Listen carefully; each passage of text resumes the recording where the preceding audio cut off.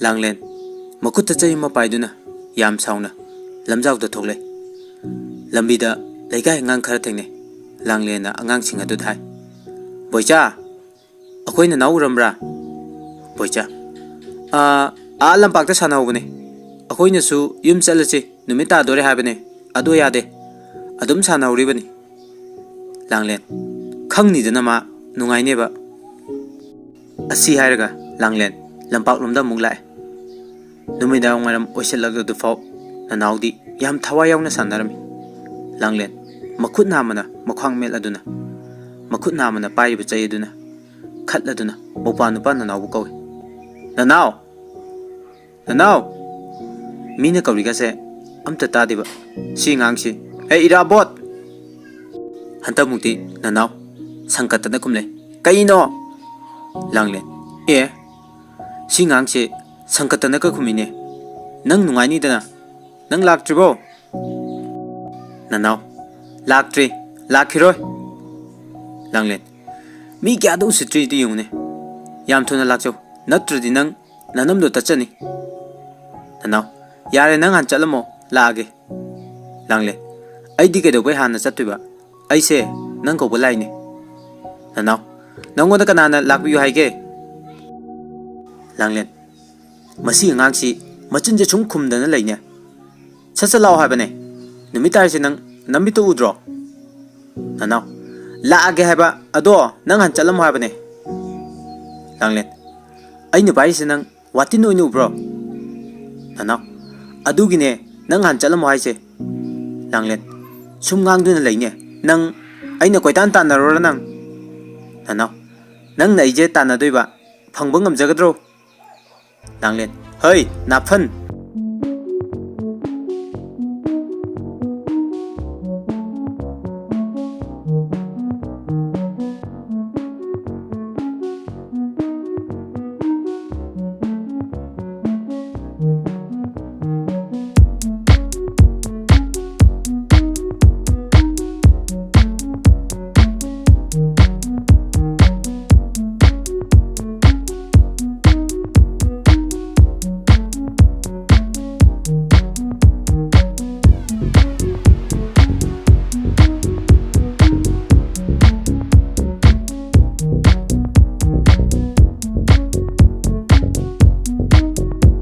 Ko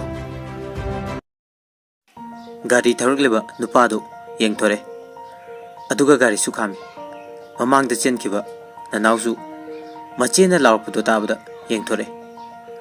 mache na lekho mitai te sorok matai du da pham lag leram du ubda nanaw mache da khudom bi thilaga hauna nokchile.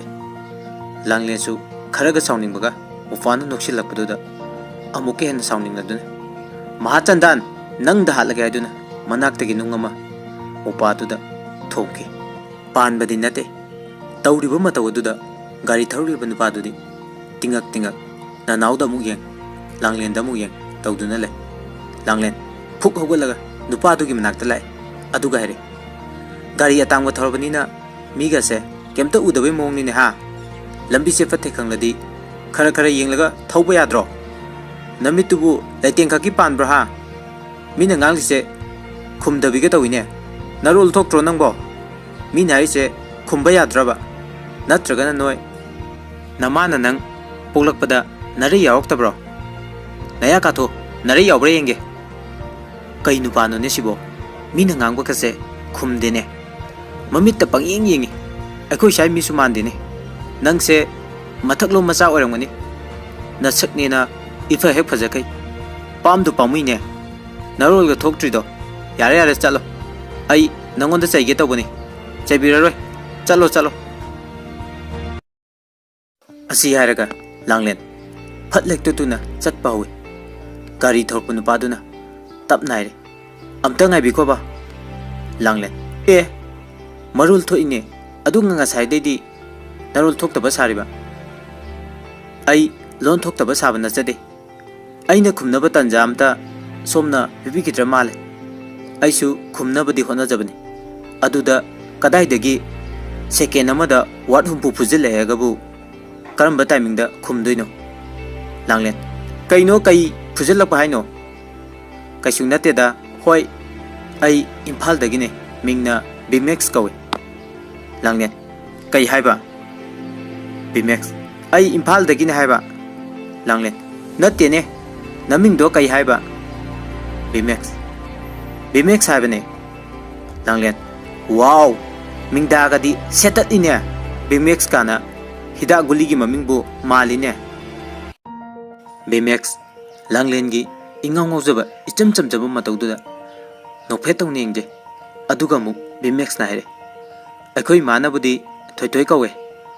langlen hoine adu oiradi aisu kawroi dana kadai dagi nang hauji gi ming dudi aini yum yodringai da adum kawkhrani wari kana nungai naringai tanja duda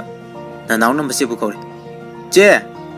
nangi nupa masak phajaba amta ubaya dabagi leina do amu hora bo chacha tanarone ai ngai bada wareba langlen aya mi mumang daga sumaina ga haine nang nungai ni nang lairamo ba khangne ba asi harga hanne yengdama makai mopabu muk tanaki bimeksu langlen gi ingong ngojaba mataududa nokphetawna yengawe nanaudi mayumda kanna chenchin giduna imungda thong lonjelaga laikre langlen thong du thil thong cha hangwa bane nanaw nanaw su'a he hangoi ngasi dinang mapanda dum lairo langlen aini ngasi I karakter nang matat matat tat na fudera kaniko nanaw puro na nang adai da dum fujero langlen hey naphan thong cha hangwa bane kau khai rage nanaw is yam kalliko thong che nang na kau khai duba kau khai se kau khai ro ba maitei nupi saba sabi ge langlen masi ngang si mi kya do sutri no yengune machin mopana thong kana namna ringi tanja sida thongalomda langlen gi mabung tompok makhong phawba chumna thangba ngamdaba makai yu ngawduna laudun changlai mawa laude laikai mawa laude aina mawa amta laude haisini langlen as amuk tawre do pelabani langlen aigi irai phukse kari laibung khangde da inau pa ma lai siju lamhen mana ngangna sangnaba amata yade ibung ne na ma lai siju no ngan badagi numita fawba yu da dum ngawdun lai aikhoi uhum tang laiba imung sida gyan tari che ai khaktane ba ai sisu laisabi ama oibagi koiba langba amata phangjadrabani nupa su amata koiba phangdreba nanaw che nangi nupa koiba phangdabai oiradi thongal da wakat mifam pham siro langlen hey angang taning de thong chango ai chak thongna ba tawrage nanaw kaino haije ai fu roidro tompok mangol da makhung yan thaduna phamlaga haire noi nachina naw unaba yadabido amuk tawraba ichal tombi nangna khara ahalni anganga managonuni nangbo langlen taning de da ta chaw yu ngawbo mina takpa takse ai longning de da tompok ha ha ai gi chalse mabung ai bu warurabani ne chummi ai ngawre adu puchan tombi ta chaw gidi yu sina ai gi marup ni ne aina warba matamda masina potharibani masi mirai ba yapotene langlen hai soibani ta chaw lekai sida aikhoi muk lairaba ani suna leramo masida ta chawna yu ngawduna leraga aina migi thaba khara suraga sabasinadi mina aikhoi bu yamna usitlaroye ta chaw yu thakpa je tu oba migi mamangda su yam ikaije tompo hey angawbi Kaidawi Kaidino Moigi Mafa Mafugi Marla Takparo Idel Taksabani Nasai Kurato Malogi Fau Holubani Adugi Bashanani Aida Taise Aduga Karasu Lemlapani Kai the Yaukre Tahuruzala Yaurum Drene Aibu Hapti Hapki Vanida Yaurum Drehe Chantombi Langlet Yauroye Kada Digi Yaunige Naurikanda Mafum Marangamata Kangamaro Hey Nanao Nangsu Tong Chang Roidraha Nanao Tongadu Tam Hang Dore Langlena Nang Masu Faruidoriba Angangni Asi Haraga Langlet Zankre Zak Tong Nabo Honakre Mayaki Matung Zak Loraduna Mabung Kobalai Tasau Zak Lore Zarase Tompo Ichan Tombe Tasau di Zak Saning Drehe Langlen Kadai Degi Saning Nege Zak Mahina Nabuk Tanabata Abanina As Aidi Taleda Aise Numit Kudingi Chachik Jabada Sidore Seeing na Suk Tanglagan Hundok Puzupamui Langlet Matanda Ngang Zakum da Mujange Machin Mopa Chak Saba Hore Chak Sana Sana Nanauna Hari Je Ai Larik Tam Ninge Aisu School Chatke Langlet Chatlo he Nang Dilai Dana Ai Pawutam Drisini Nanau Ado Nang Heldrasu Ai Larik Hebamima Oi Geba Aduga Hayangwai Tabaka Tauraga Nangase Own Put Mayam Piriga Luhung Biduni Langlen Hoi Nang Larika Heraga Tabaka Taurabudi Aikoi Mungse Yam Nungaini Aduda Larik Tambase Chelam Changi Aina Miki Tabakara Tauraga Low Karakumu Nangu Larik Tamanbado Ngamoi Aisu Class 3 Fawa Tamaga Adum to Isin Nanau Aduse Boyao in the Tamba School do Adudi like Supridi Yeli Hai Aduga Saksu Pizai Hai Selsu Amatalo Dai Langlet Chalo Hai Selam Tayaudana Kamana like Tamdino Karadi Lowry Pony Yam Low the Highway one Nanau Ado Seliam Changradi Aya to the Tamageba Langlet Hoi Hang do Tatsona Yung out the Kandai Haigi Taso you tapaze Toga Tabak Subasati Sel Carado Supangni You Tapatok Nabai Hayang Tatsoga Wari Fazana Sanagi Adona now I Hayang Ayungana Low Kumduni Sakto Nankara Tongamogo Jang de Tonguran Alunga Lagato Nanao Us Tanditali hair Langlet Tangano Ipa de Maramopani I get hang Hitapota Tarpasa Poto Nangu any Portini Nanao Ado Jajik Mamre City Langlet Jajik I Hayankara Jarawan Kerge Nanao Hoi Iche Asumna Numitlesi Hokre Nongalaga Langlet Jajik Kara Jarawalaga Low Kumba Chatkre Labukta Low Countering a Matamni Bimex Mamana Sanjitka Langlen Hoina Low Kauribu Lopamadalai Makoina Laglibudu Atakinate Sanjiki Mamasu Low Kaubudu Yauri Sanjiki Mamagi Manaka Lakpan Langlen non Taraga Sum Low Kaubudu Makwang Narena Habet non Kalakuda Bimex Soy Lakudu Urami Langlen Bimex Pu Ubuda Wakan Kalami Asibu Ngarang Ingonda Lekum Kapsilakpa Aduna Trane Manida Aduga Madi Sidaka the Walaiba Langlen Amuk non Taduna Low Kaukre Amuk Amuksu Yankale Yankat Yankana Low du Kaubuda Makut Adu Tangon na Soklami Langlen Ayoima Low Kaubunu Piamana Kadore Langlen Haima Nakutso bro Langlen Au inama Kutoina Kaudat Kre Low Kaubunu Pi Ihe Ina Pungang Lene Sese Pima Cheche Yet Pigese Yagadro Nambo Yumda Kagero Langlen Yani the inama Sikitang so possible Asum Torreda Low Kaubunu Pi ꯐꯔꯦ ꯐꯔꯦ ꯑꯗꯨꯗꯤ ꯚꯤꯃꯦꯛ ꯁꯣꯏꯁꯨ ꯁꯨꯝ ꯌꯧꯁꯤꯜꯂꯦ ꯁꯟꯖꯤꯠꯅ ꯃꯃꯥꯗ ꯀꯧꯔꯦ ꯏꯃꯥ ꯑꯩ ꯚꯤꯃꯦꯛ ꯁꯣꯏꯗ ꯆꯠꯂꯨꯒꯦ ꯇꯧꯕꯅꯤ ꯌꯨꯝꯁꯨ ꯃꯤ ꯑꯃꯇ ꯂꯩꯍꯧꯗꯦ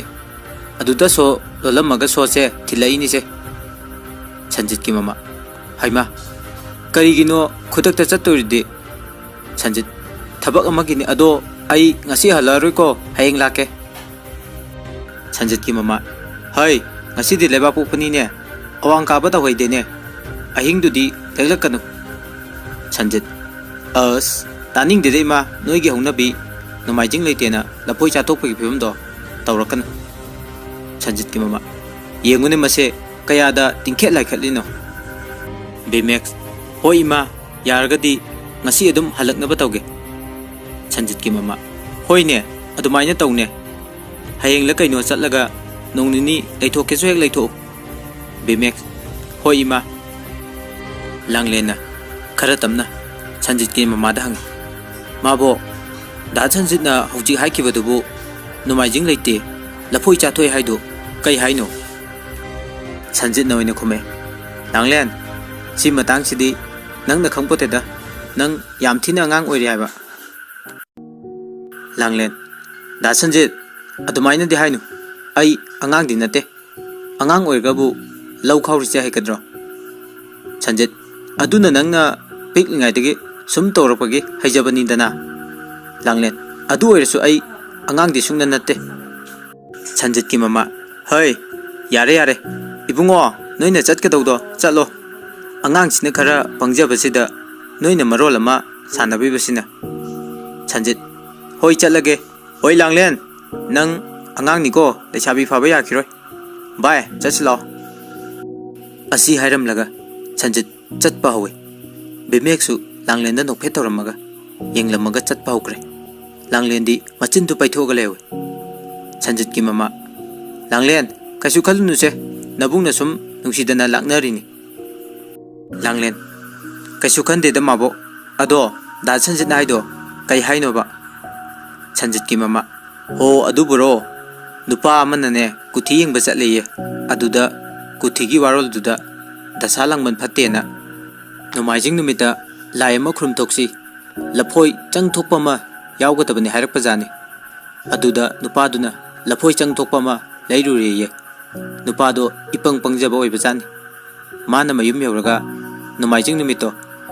ꯀꯌꯥꯝ ꯋꯥꯠꯂꯤꯒꯦ ꯍꯥꯏꯗꯅ ꯃꯈꯨꯠ ꯊꯦꯛꯑꯒ ꯄꯥꯔꯕꯖꯥꯠꯅꯤ ꯄꯥꯔꯤꯕꯗꯨꯁꯨ ꯅꯣꯡꯃꯥꯏꯖꯤꯡ ꯅꯤꯡꯊꯧꯀꯥꯕ ꯍꯥꯏꯅ ꯄꯥꯗ꯭ꯔꯕ ꯁꯖꯤꯕꯨ ꯀꯥꯂꯦꯟ ꯍꯥꯏꯅ ꯄꯥꯔꯕꯖꯥꯠꯅꯤ ꯑꯗꯨꯗ ꯁꯖꯤꯕꯨ ꯀꯥꯂꯦꯟꯗꯗꯤ ꯅꯣꯡꯃꯥꯏꯖꯤꯡ ꯅꯨꯃꯤꯠꯇꯤ ꯌꯥꯎꯗ꯭ꯔꯦꯗꯅ ꯑꯗꯨꯗ ꯅꯣꯡꯃꯥꯏꯖꯤꯡꯗꯣ ꯂꯩꯇ꯭ꯔꯦ ꯍꯥꯏꯗꯅ ꯃꯥꯅ ꯉꯁꯥꯏ ꯂꯩꯔꯛꯈꯤꯕ ꯂꯐꯣꯏ ꯆꯪꯊꯣꯛꯄꯗꯣ ꯆꯥꯊꯣꯛꯑꯦꯌꯦ ꯑꯗꯨꯅꯤ ꯅꯪ ꯗꯥ ꯁꯟꯖꯤꯠꯅ ꯍꯥꯏꯔꯤꯗꯣ ꯂꯥꯡꯂꯦꯟ ꯑꯗꯨ ꯑꯣꯏꯔꯦ ꯑꯃꯨꯛꯀ ꯅꯣꯛꯈꯤꯒꯦꯗ ꯑꯩꯗꯤ ꯑꯁꯤ ꯍꯥꯏꯗꯨꯅ ꯂꯥꯡꯂꯦꯟ ꯃꯈꯥ ꯇꯥꯔꯦ ꯁꯖꯤꯕꯨ ꯀꯥꯂꯦꯟꯗꯕꯨ ꯀꯥꯏꯗꯩ ꯅꯣꯡꯃꯥꯏꯖꯤꯡ ꯅꯨꯃꯤꯠꯅꯣꯕ ꯂꯥꯡꯂꯦꯟꯗꯤ ꯋꯥꯔꯤꯗꯨ ꯇꯥꯕꯗ ꯌꯥꯝ ꯊꯋꯥꯏ ꯇꯥꯅ ꯅꯣꯛꯆꯔꯝꯃꯤ ꯑꯁꯨꯝꯅ ꯂꯧ ꯈꯥꯎꯕ ꯂꯣꯏꯔꯗꯨꯅ ꯂꯥꯡꯂꯦꯟ ꯃꯌꯨꯝꯗ ꯍꯜꯂꯦ ꯂꯥꯡꯂꯦꯟ ꯅꯅꯥꯎ ꯐꯗꯤ ꯆꯕꯣꯟ ꯑꯝꯇ ꯄꯨꯊꯣꯔꯛꯑꯣꯍꯦ ꯅꯅꯥꯎ ꯐꯗꯤ ꯆꯕꯣꯟ ꯄꯨꯊꯣꯔꯛꯑꯒ ꯃꯆꯦꯗ ꯄꯤ ꯑꯗꯨꯒ ꯍꯥꯏꯔꯦ ꯀꯗꯥꯏ ꯑꯆꯥꯄꯣꯠꯇꯤ ꯂꯥꯡꯂꯦꯟ ꯇꯨ ꯑꯥꯗꯩ ꯐꯤꯗꯨꯗ ꯀꯤꯔꯤꯕꯅꯦ ꯑꯗꯣ ꯅꯅꯥꯎ ꯑꯩ ꯋꯥ ꯑꯝꯇ ꯍꯥꯏꯒꯦ ꯅꯅꯥꯎ ꯀꯩ ꯋꯥꯅꯣ ꯂꯥꯡꯂꯦꯟ ꯑꯩꯁꯦ ꯉꯁꯥꯏ ꯊꯥꯡꯒꯣꯜꯅ ꯈꯨꯠ ꯈꯥꯎꯗꯠꯈ꯭ꯔꯦꯕ ꯅꯅꯥꯎ ꯑꯗꯨ ꯀꯩꯗꯧꯔꯒꯦ ꯅꯪ ꯅꯈꯨꯠ ꯈꯥꯎꯗꯠꯂꯒ ꯑꯩ ꯀꯞꯄꯣ ꯍꯥꯏꯔꯣ ꯂꯥꯡꯂꯦꯟ ꯀꯞꯄꯣ ꯍꯥꯏꯕ ꯅꯠꯇꯤꯌꯦ ꯑꯩꯅ ꯁꯦꯠꯂꯨꯕꯒꯤ ꯐꯅꯦꯛꯁꯦ ꯂꯩꯈꯣꯝꯁꯤꯡꯗꯣ ꯅꯪ ꯀꯕꯣꯛ ꯀꯕꯣꯛꯇꯪ ꯅꯣꯏꯊꯣꯛꯄꯤꯒꯦꯔꯕ ꯅꯅꯥꯎ ꯆꯠꯂꯣ ꯑꯥꯗ ꯑꯁ ꯑꯩꯕꯨ ꯐꯅꯦꯛꯁꯨ ꯀꯥꯏꯅ ꯗꯠ ꯂꯥꯡꯂꯦꯟ ꯑꯉꯥꯡꯅꯕꯨ ꯀꯩꯗꯧꯔꯒꯦ ꯐꯅꯦꯛꯁꯨ ꯐꯤꯅꯤ ꯀꯩꯅꯣ ꯅꯅꯥꯎ ꯑꯩꯁꯦ ꯅꯨꯄꯥꯅꯤ ꯑꯗꯨꯒ ꯅꯨꯄꯥꯅ ꯐꯅꯦꯛ ꯁꯣꯛꯅꯗꯕꯅꯤꯀꯣ ꯂꯥꯡꯂꯦꯟ ꯏꯁ ꯀꯅꯥꯅ ꯍꯥꯏꯕ ꯅꯨꯄꯥ ꯅꯣꯏꯁꯨ ꯐꯅꯦꯛꯅ ꯌꯣꯝꯂꯒ ꯆꯥꯎꯔꯛꯏꯗꯣ ꯈꯪꯉꯕ ꯅꯅꯥꯎ ꯑꯗꯨ ꯑꯣꯏꯔꯁꯨ ꯑꯩ ꯉꯝꯃꯔꯣꯏ ꯍꯥꯏꯕ ꯑꯁꯤ ꯍꯥꯏꯔꯝꯂꯒ ꯅꯅꯥꯎ ꯏꯃꯨꯡ ꯆꯪꯈ꯭ꯔꯦ ꯂꯥꯡꯂꯦꯟ ꯃꯊꯟꯇ ꯃꯨꯔꯨꯝ ꯃꯨꯔꯨꯝ ꯁꯣꯜꯂꯒ ꯂꯩꯍꯧꯏ ꯑꯉꯥꯡꯅꯤ ꯀꯥꯏꯅ ꯋꯥ ꯑꯃꯅ ꯍꯥꯏꯕꯗ ꯅꯣꯡꯇ ꯍꯔꯥꯎ ꯍꯔꯥꯎ ꯌꯥꯗꯦ ꯑꯩꯅ ꯈꯨꯠꯁꯦ ꯈꯔ ꯆꯤꯛꯑꯦꯅ ꯍꯥꯏꯕꯩ ꯋꯥꯅꯤ ꯑꯩꯅ ꯈꯨꯠ ꯁꯣꯛꯏꯁꯦ ꯉꯁꯥꯏꯒꯤ ꯅꯨꯄꯥꯗꯨꯅꯅꯦꯕ ꯃꯥ ꯌꯦꯡꯕꯗꯅꯤ ꯐꯧ ꯈꯥꯎꯒꯗꯧꯗꯨꯅ खुद तो खाउट लीजे मधु नुपादु आइगे खरा चानदब जानी ngarang ahanba thengnabadasu lekhum amu kapsinbire ngasi thengnabasu khud amuk sohanbire mathang thengnabadana amuk kaidurdu janu ko kamuk kaidu jala langlena mathanda murum solinge matungdagi nanawna tapna kaure je langlen ima khangine sono jidi kai huran gena lumino nang aduda nanaw asuk yam tapna kaubusida khangiba langlen nang imung changkhri dudi aduda muk lerambuda khangini gaino nanaw ado che wa ma hangine langlen kai wano sat hangu chak yam lame nanaw nang nupa koirabo langlen nanaw gi wahang duda khangpre khangi mamit khanglaw lok thore aduga hari चलो है कायदि नुपानो कनाना नुपा कोई हाइरगे ननाव कनामता हाइदेदा नंग हौजिक नथंदा मोनरंग सानरमबदुदा हंगबनीदा लांगलेन मोनरंग सानब नते हे ngarang aingonda lekhom kapsilam nupado ngasai labukta lae aduda ma yengbada khutse sokhe bei wani nanaw madi labukta kaidoba laiba nang koiba lairo langlen nate he dasanjit ka lakpane dasanjit ki mamanabo oira male nanaw o ado nang adu nupado pami ro langlen pam de he kainu ne masi angang sibo nanaw khangjare be ma ado mana di nangse kaisu pambiroi midi masak su phajai nusinaba nupi su lairamgani masaksu damada fajarame nangdi nasaksu iti thiredana imot moladana as nangdi nayum panmabu khangaroida langlen is adumaina kade hainu aina law khara kumba migi thaba khara subasida khara motpai wani ya motpasu nate firon ahanba fajaba laitabagi motpai manbai wani aisu khara keradi fajabani mi biju man bane nanaw nangbu biju maliba biju targa soidana kapani bema langlen asing kini sepriya nasu aise biju male haire aduga mi atai nasu loi haire khangaba nanaw male biju nate biri male mayang ikang ye kangladana imot motladana biri machaido adu male langlen nang aingonda khanaba mu hore nanaw haude sum male haibi bani ho biri machai langlen mahachandan nang da halage nanaw macheda lakna duna chenki langlen su manakta leramba batinama ta pairaga thomgadabgi koitan tanaki somdana bimex mama ga kana launari bimex mama hai laite lupa lising ama ni ordi pige adu manga taragi wadi laite ko bimex o taseng na laitre bimex ki mama laite haiwani thoi nangbo bimex fare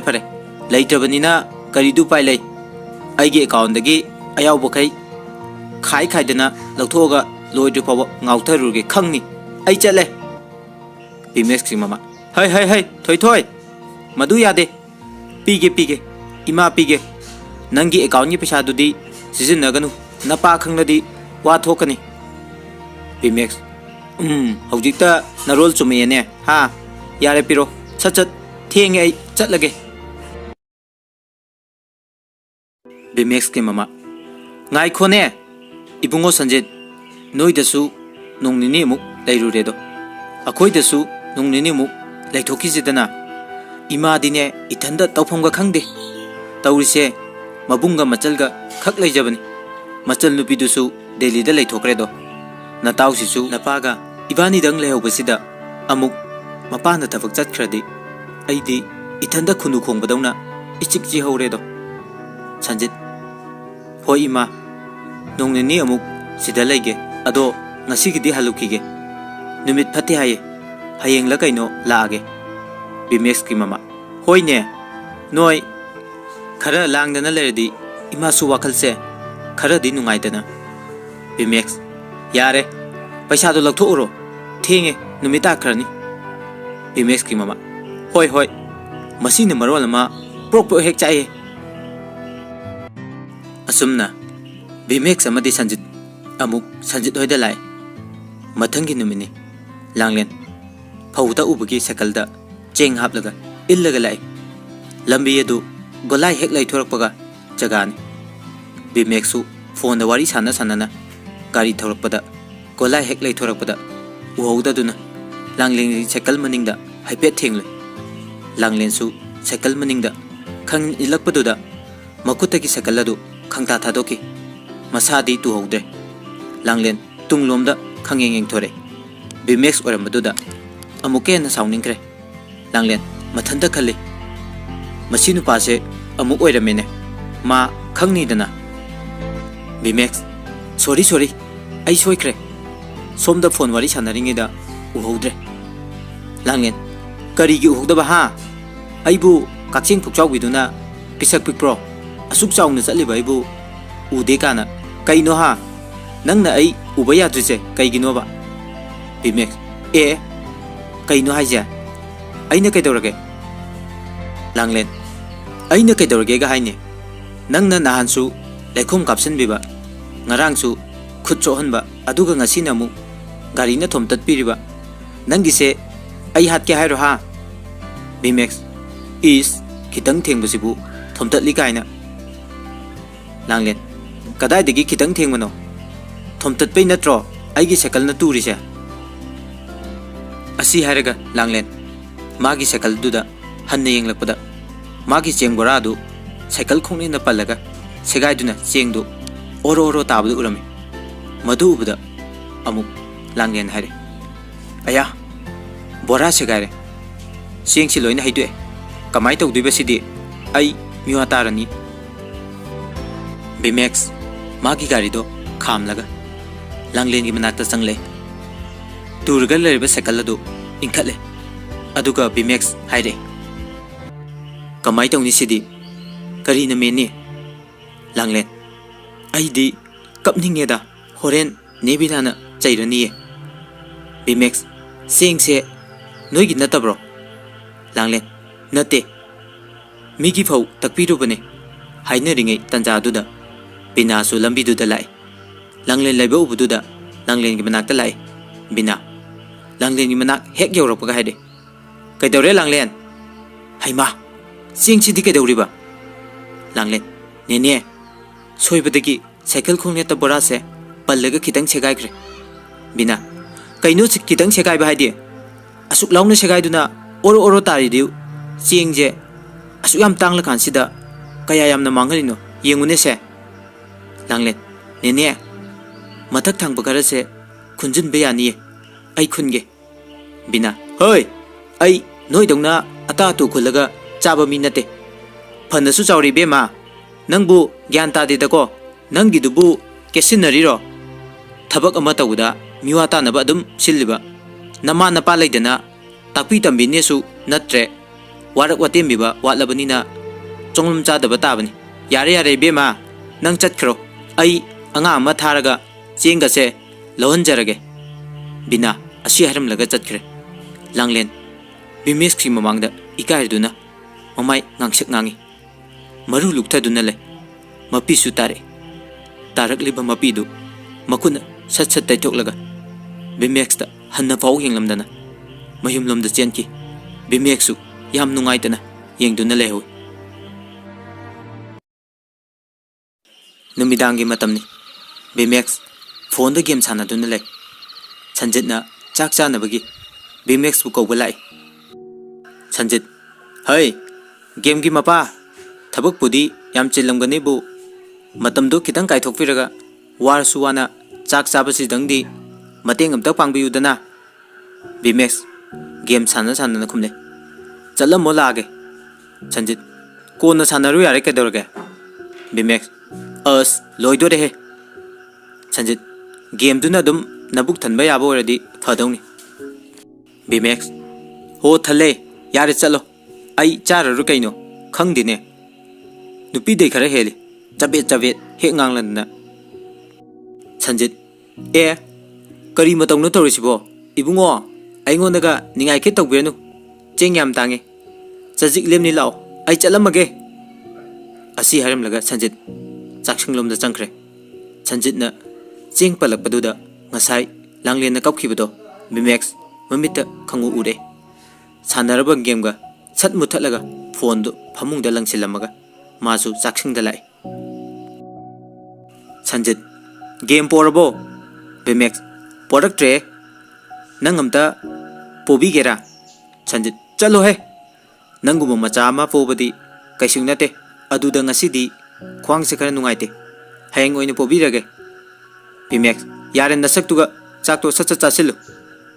Sanjit kaigino mina chak chaba thawridi kai thabak lege lan chatlu se airo Bimex noi saido chela sena thoraga ngai le riye adu umta dakshin biru saiba Sanjit ihe adugi oire adudi yani ai thanda dum chachage masigi thabak sida nang mathau tade Bimex chak phukham jina namai duda thok upsiladi mathau tai hairakani Sanjit ki mama haima yare ni noi anibo angang machaga chap hek manai dako noi se Bimex ima sumpa gi taunari nida Sanjit ki mama hoi adu ibungo insang dubu hautabro Bimex yam hawi ima aidi yumdabu haningdre swagi insang napi singche yamna su hawi aduga isa su yam nungai akhoi adadi hidak chaiba pot ngakta leiraga charbanina isa ka se amata yadre nungsa kitang sagalakpada phadigom du mangaire isa se bar hekta pathai Sanjit is ima thajaru numan haise akhoi da sum lening dana hairini kuinaga lahenja bode kadai degi chengna asuk tangla kansida chaba tingi Bimex na thau leibro kusi ni leninga leini chaning laga chani sisu aigi yumne ima se nang khaktagi namaro aigi su imane mani ko ima Sanjit ki mama chummi chana haiba nangsu aigi chani chamane Bimex tas kamdawi uruba natro taraba natro it's okay chakto chacha chasilu wari le asumna Bimex ka Sanjit ka chak chapa loiraga lamjauda walking oina sum chali chana Sanjit na haire ngasai di wari yam hai kidaine kai wari no hairo dana Bimex yam lubo wari nate da mi amakhe ki maramda nangonda sum hange tawgani Sanjit kanano haije hayune mi dubu kanano ba akhoi shaigi miro Bimex noi shai deni Sanjit kanano nuparo nupiro Bimex nahan labukta lau khawbo yahobi nupi masado langlen haibra kaino Sanjit akhoi langlen do adu kai doroba hais nangisi channel ma itau tawida Bimex us babto naun do chat kidore amta ngai ko aina khangni se atai nate ma se kamaina hingliba punchi mahingno ahalaman kamaina tawba khotpa aduni khangba pami se Sanjit asibu asuk yam koina hai leine thok samtalaga hangba yabsida fare ai haige se nayamba haige munna taw ko langlen machin mana ohum pokpani mabung amaga mokpa amaga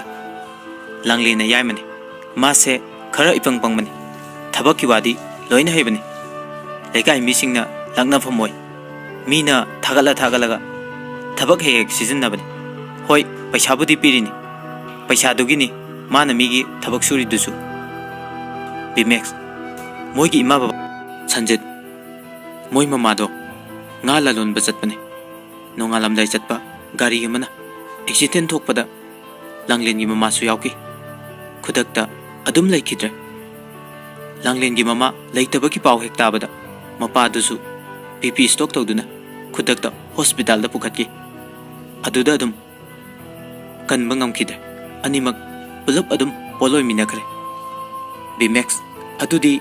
moi machinmanau moi ahum kak lehuri badudi mabung dudi kai thabak suge Sanjit as madusu hato kar fadungda Bimax kai nu haisibo Sanjit as kanadaba mineba moise nong hek ngan batagi yu thaktana ngauduna dum leiduni angang nubi majasina lau kharakum migi pakhon khara chat migi thaba khara su tawduna imungdo uribani masi mayamse kaisu khangda khai ngausinandana leirini Bimax adudi langlense yam waramgani ko Sanjit wabudi yam wajarabani ado ngai khone nangi sibu manung siriro Bimax khangde bai ai maga ani rahum lakti thengnakre adubu ai thoina kasu khallude ngasai aina phone balance kapama chatpado aduda ma phautak pa chalubagi thengnai aduda magi sekalda aigi garina kitang thenglore magi cheng borado segaire khara yure ado matamduda amuk chengdugi mapudo laaga langlenda yam thina chaibirambai wani ahalaman ga pallaga yam thina chaibirame aduda langlendo kappaga chenkibai wani Sanjit aduda nangna thamoi kaihawai wani ne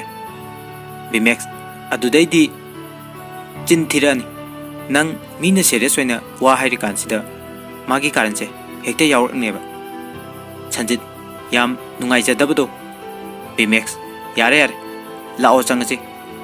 pungsiju ayore asumna Bimax ka Sanjit ka ngayak walking chatluraga mayumda changduna tumnakhre mathangi numini somdana langlen machin mokwa makhoigi mana masing khara thabado ising chaiminari langlena ising sum hole nanauna chaisile langlen ising sum holambadagi waraduna nanaugi manak waida ngayak phamduna le nanau kainu se amuk pham leidubo chacha holo ai sanaba chapa thengani langlen is yam nungai bai khanbro ai amuk chage nang amuk holo dana nanau aina phat khradi nathanda loi tawjawni langlen hoi he holake ado nanau moigi ibok chawbido moigi lofamdo khoido eye aduda tharoi yam tai hai ibani khulu siro nanau is ai ngamaroi nathanda khulu jo mina muk chairaknaba langlen chaira oi he inama suni hoisu khulli kaino nanau ho ado nang khulu jo aidi talle haiba langlen fai ai khullu ge duga loino yon thoke chanabaga amta khawai khangni pijaroi amta nanau chaning dena chabiroi langlen horen sonia horaga sonia ga khulluge nanau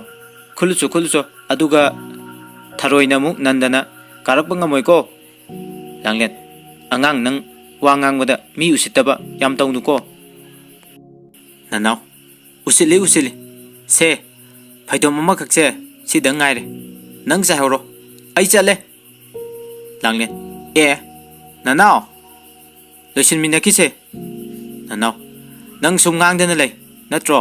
losin noro kaino adu khakta dubu asi haram laga nanau sanaba chenkhre langlen kaya da phatriba ngang no ni yengune langlen lemhoriba phaidom amadu mathanta ising chaiba loiselame adu loiraga Sonia hoida amuk chalame Sonia fi saduna lerame langlen thabak yam bhai ko fi kyam sarage Sonia kai saluino sida sum lairo langlen noi da laine Sonia kai lerage langlen hayeng tharoi khuluse ibok chawbi hoigi lafumdo tharoi yam tai ye mi yam khunai ye Sonia yaine khuluse langlen ado Sonia noina fi sarise aisu yam chani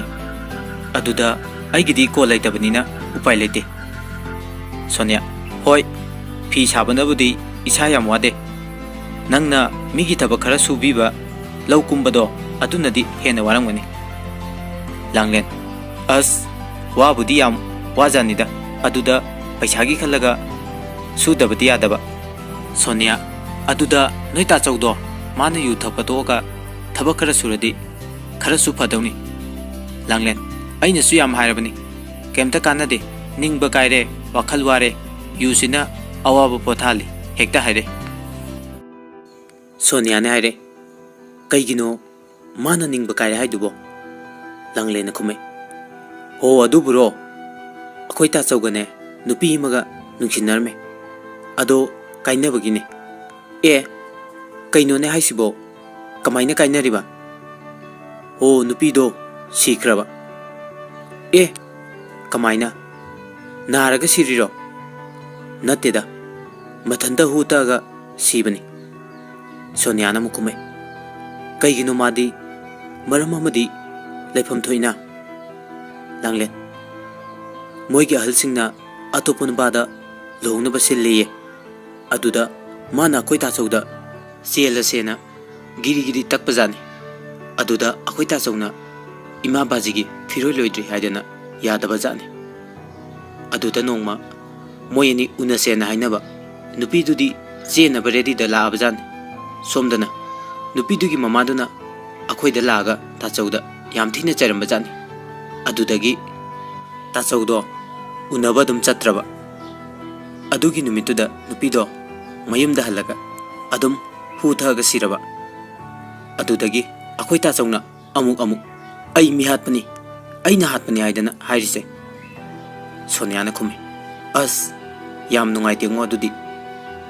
Langlen makha tare. Ado manu yu ngaurga sikhibadu amuk halaka dauri braba. Nateda ado pharese. Ai chatlage yu ngawbuda amuk hala amadi yum mi leramde na lan tarani. Ado hayeng do yam ngana thorauko. Hoi tholake chaloko adudi ai sum lehore. Hoi. Langlen mayumda mu halami. Nongale haina kibagi matungina nongalaga langlen tharoi khunbu chatnaba tholei. Sonia wagi thongalda Sonia thorpa ngaidun le. Tanja aduda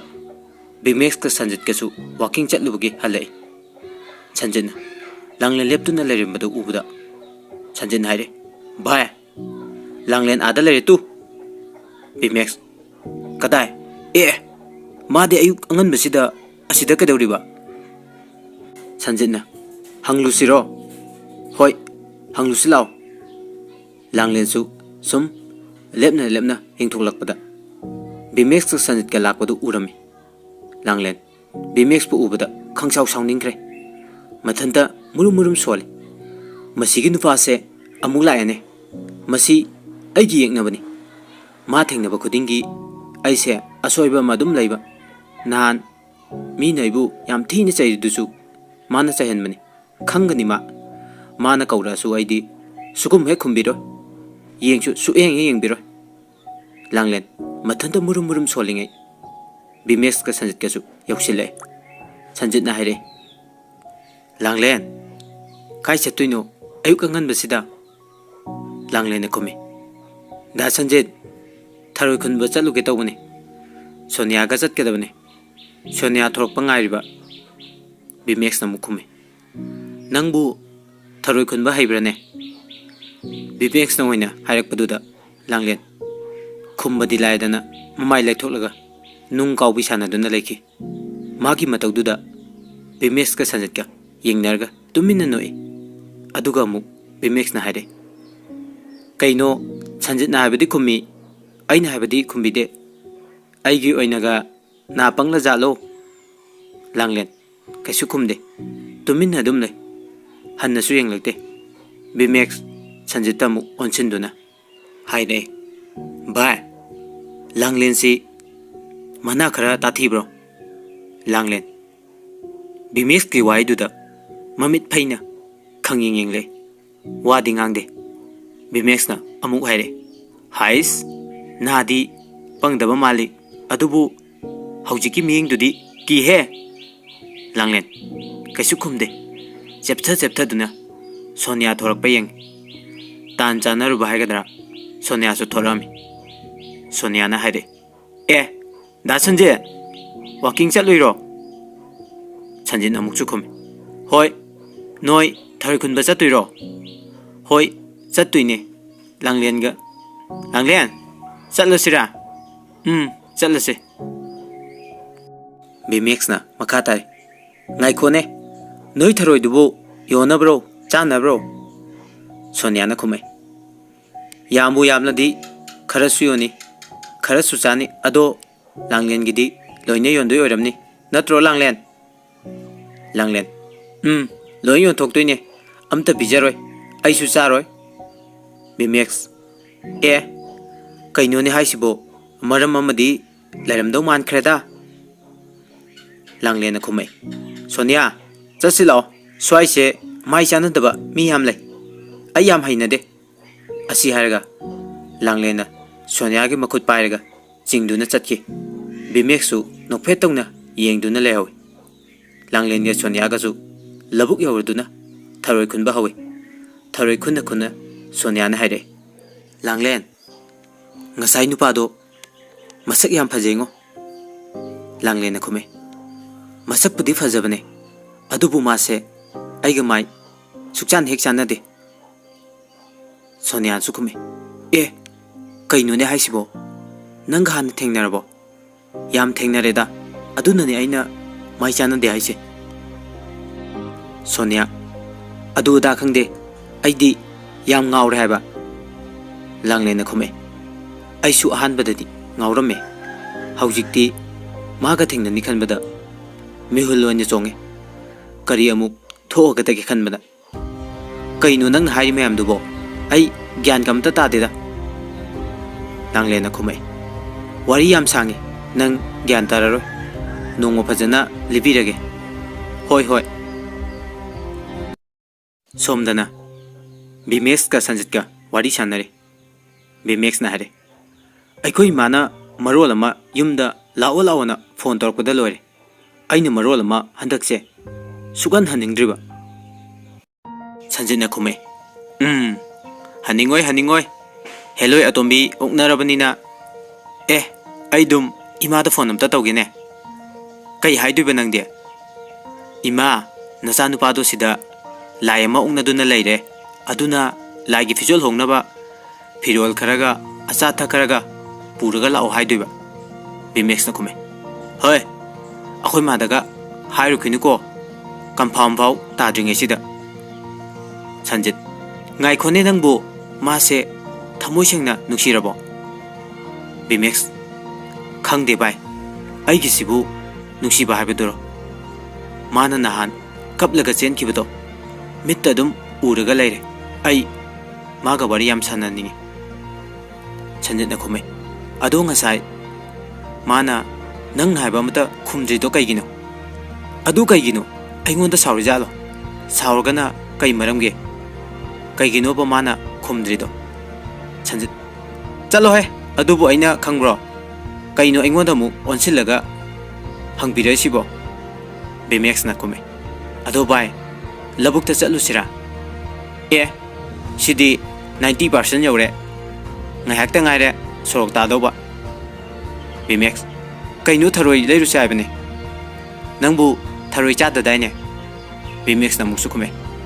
aisu mini kaino chaba haini sum piklingai dagi charak tabai mahau khang dabai wani sum charadi hainar kani kaino Sanjit ba aigi isal Langlen gi magul sidi phanadi wangjani he Bimex as wathi ngang leranu lao chasi lao habane Sanjit na khumai hoi chalo he pharasu patrasu aise Langlen gi lekai gi mabung ni ne mabung aigi mangda nabani nungsiwari chithage hairo ha aduga aina sangbi doiba ibungwa nang nap chadaba wayam hairakanu he Bimex na khumai as luoide aina sagaluri asama yamsiga Sanjit kayamuk wangna sagalurage nangi furada dandubo mathon kyano ho aina di nangonda mateng khara panghangena khalluba aduga nangna mabung ni kaina mabung nakli haisini ai thandana di madu angangdu yana honabada khara diwani se sanjit na kome honabiu nang nupa natro nupi macha mabu yana batak pangamdadi thiru nui bungo napunchido nupi gamta thirunu Bimex ta kome haipa kaising nang mangai re hairiba chatke ithanda chatluge labuk tuda chatlu chona kanana thinge chatke nakli mabung lehorone ngaiko ngasai mamanabigi mamingdo kariba Sonia okay yare chale Sanjit hore namuk namai namito suktaragadi halakanu ko Bimex nawa logde kusine asi haram laga Bimex satkhre labuk ta kumthare adubu langlen hoina tharoi khuliba mafamdu kadai deno khangdabana ngaya kamu lepaga koyeng yengi mi khara laibada amuk chatuni yengi adubu langlen di yawramde pak chawrba labuk aduda koisa chatuna mi laiba kuding langlen yawbra haiduni yengi adubu yawramde ngaya koiti thire koyeng yengle adubu langlen di udabadagi Bimex asa kaina halakle somda langlen su tharoi khuluba halakpada sumang machi de mabungna singkhaiduna lerami mataw adubada langlen di punga ngakre mathanda khali kai numino ngasi sibo aikhoi ta sau sibu yu thakpaga amata chatra male langlen lakpa ubada mabungna kaure tompo ichan tombi nang halabro tharoi kayam khulage ne kadai nu tharoi bo langlen na komi ta chau ngasi di moigi yu yonphamdo yu lehodrobo tompo yugi wadi wate da se leitabai wane o se leitabagi thaktrijat oire aisu tharoi do lalumina loi lahore sel di amta pirakte hayeng pi gaire tompo na komi as aina nangondagi manga tara lauge tawraga ho ado piraktre haiba ado ta chau yu thaktana adumaina lebido nasadu nungaitro adumaina dum leiroba yudo tha anoba aisu leisabi pharebanina migi mamangda ikai jaine tompo nang leisabi pharedi kanan haiba nang angang yam oirko leisabi yam phaninganu arimada chai chani langlen na khome ado ta chau akoina naudi kai satkrage chak thongdribo aina thongdoiro aise khwangdi nadi nareda tompok na khome loire chak to aina loirabani nanauga ngasaidagi yumda leite kai chatkibano khangde langlen chak loireba phareda nungaireda ado ta chau ai horen chak to ga laukumba muk chattoini hayeng ayuksu ina marita hoigi chak thongba chattoini angangsu laurutini adu hayengsu tasongna chak khara thongbiramuko tompong na khume hayengi wadi khangde he ngasi tabu tangai fadabagi thongbibani langlen yaroi hayengsu thongdongni noigi yudubu kayamuk yam haujano aduk yam thakning dubo aisomta thaga yengsira khangdene tompong na khume taning de he kari ngang nusibo wa ngang khradi losinba haitabasibo chalo laikhong ga do samthoktana iruja maithajurero sak chanaba tawrasi hoi nanaw haiba ngangduna saka lamdraja la khangde hojik phawba halaktrisibo tompok na makha tare nang iruja dawdo tujaruro ai thiruge langlen khomi hoi somdana Bimex mamaga phone da kanna launari Bimex ima ai sida dum laidau nate kaidawrage la aduni haiba maman hai nangna la aduni haise kayam di kuirage yum sida lehaurise napa ka ibani dani khangliba natro nang adu khangi kaidawrage napa namuk thabak chatkraga ai ithanda lehaurini nang migi mayamduda yam pamgonu ko nang Bimex Kaino kadai migi mem no sibo sisu aigi yumni kaino chap mane mama na kume hai mana de ne he uche waya fawba koi pai pai rasu mahum da hanjen bani ne nang di chat ki bedagi hanni su khangde Bimex na kume as yare su ima hayeng do mapan ni pali hayeng gi mathang laage mama na kume adudagi na amuk kari numit hayak tawri Bimex as laage mi ima ai soidana laage ba mama na hai hadakti soidana lau ko Bimex makha tare hoi hoi soidana la dau ne yare thamo asi har ka phone du phat kai mama na wa hai baga nangau ba chan nate Bimex di matha sare mako holduna amuk mama na ba sanjit ki manak ta lai sanjit na naman na sa launa ba lorbo Bimex na kume ai matha yam sai da tawri se hayeng gi mathang la gi swai dokre sanjit na ima na sa ji sida hello etomina khongda yoling pun kre nan thokpa ngamdre aduna matam kharaga sangthana leijaki ge hayu yadro Bimex phagi nate bai aina yum chatringai da kampham amatang thaba pami sanjit na kume aidi hana swai kre pau bu bibagi di amjare ko Bimex nangonda pau bu biu haiba nati mating kitang di nangsu pangui be aidana kari mating no aina pangdui sibo Bimex na kume mama na bi sonia do aiga matang unalo aduga yare ai thok tawrage pe labani he aidi ai fawba nupi mata koige phangda leiri nang hana koi doraba ho koidana nang matam khara dumaina leiko ai amta hana koi khige sanjit na kume koibiu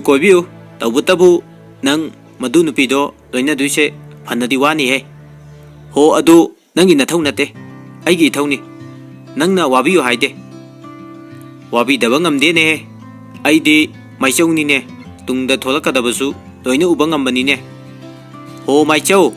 ipa ibungo nanaina khusa taralo naduna unim jariye hayenge numita mamanabi sonia do amda una hanbiu sanjitna yai fare aina phanaba loi sillani kaisu nuksa thiru nupa thau Bimex nasaktuga chalo ada game ngakta tawge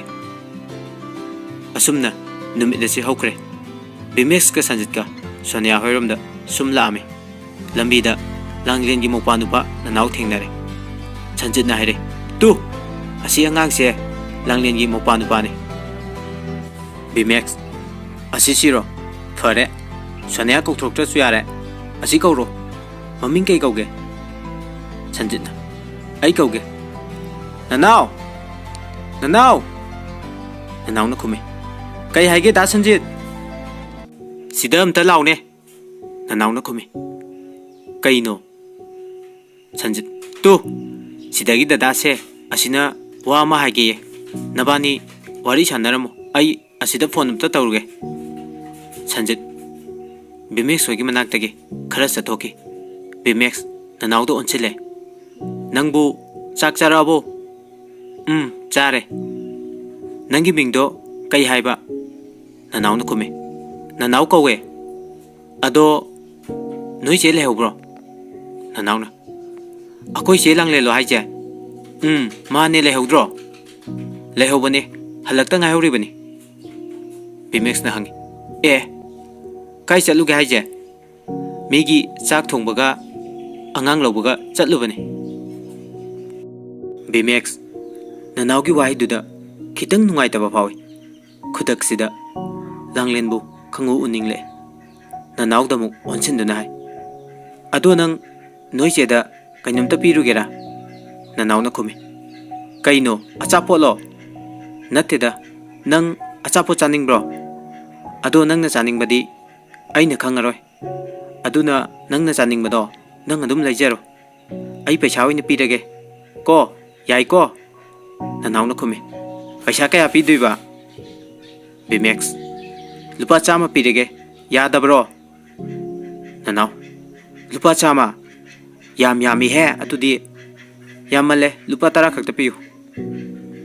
Bimex na. Se si dum paisalo aduga de noi che da paisa pire haido kanu. Nongmage lupa tara tara chaw. Nanaw na khumi. Hoi ado kai pono akoi se da piduido. Piro piru rage. Bimex. Se si piyu aduga ne haujik yam thuna thorak taba yade ai ngayori hayu ko. Nanaw hoi haige ado chithi ro sibo. Bimex. As khangdreda kai haiduino. Hoi chithi ne hai tare. Nanaw hoi ai chale. Asi haram laga nanaw chen khre. Mache du sumang da fi su dun lerame. Nanaw sor thabe thabe holaduna chele. Langlen pakhatana. Nanaw kai daure. Nanaw na hangi. Che wa ma hangi ne. Langlen na khume. Kai daure hai ba nangbo. Kai su tok de ado wa ma hangi ba. Kai wa no hairo. Che nang nupa ko rabo. Chalo he. Kai de nupa no. Naha nongma nangoda lekhom kapsilak nupa masak phajabado. Nanga koinei natro. Langlen na khume. Kai de no hinate. Ai di mau bse daw su he yade. Nanaw no mokha tare. Aduga kai gi chithi pinai ba. Kai de chithi kanana piri ba. Nanaw no khume. Ado ngai ko ne che nangbu iba ba thokpro. Tho ina barton ga dum pari dudi. Ado nataba English da iba se pa ba hibra ba. Langlen khume. Adu su khara di hai. Yam thuna pa bdi ngam deda. Haujikti hai bo hiram kidra kawrum madra khang deda. Nanaw na haire. Ado che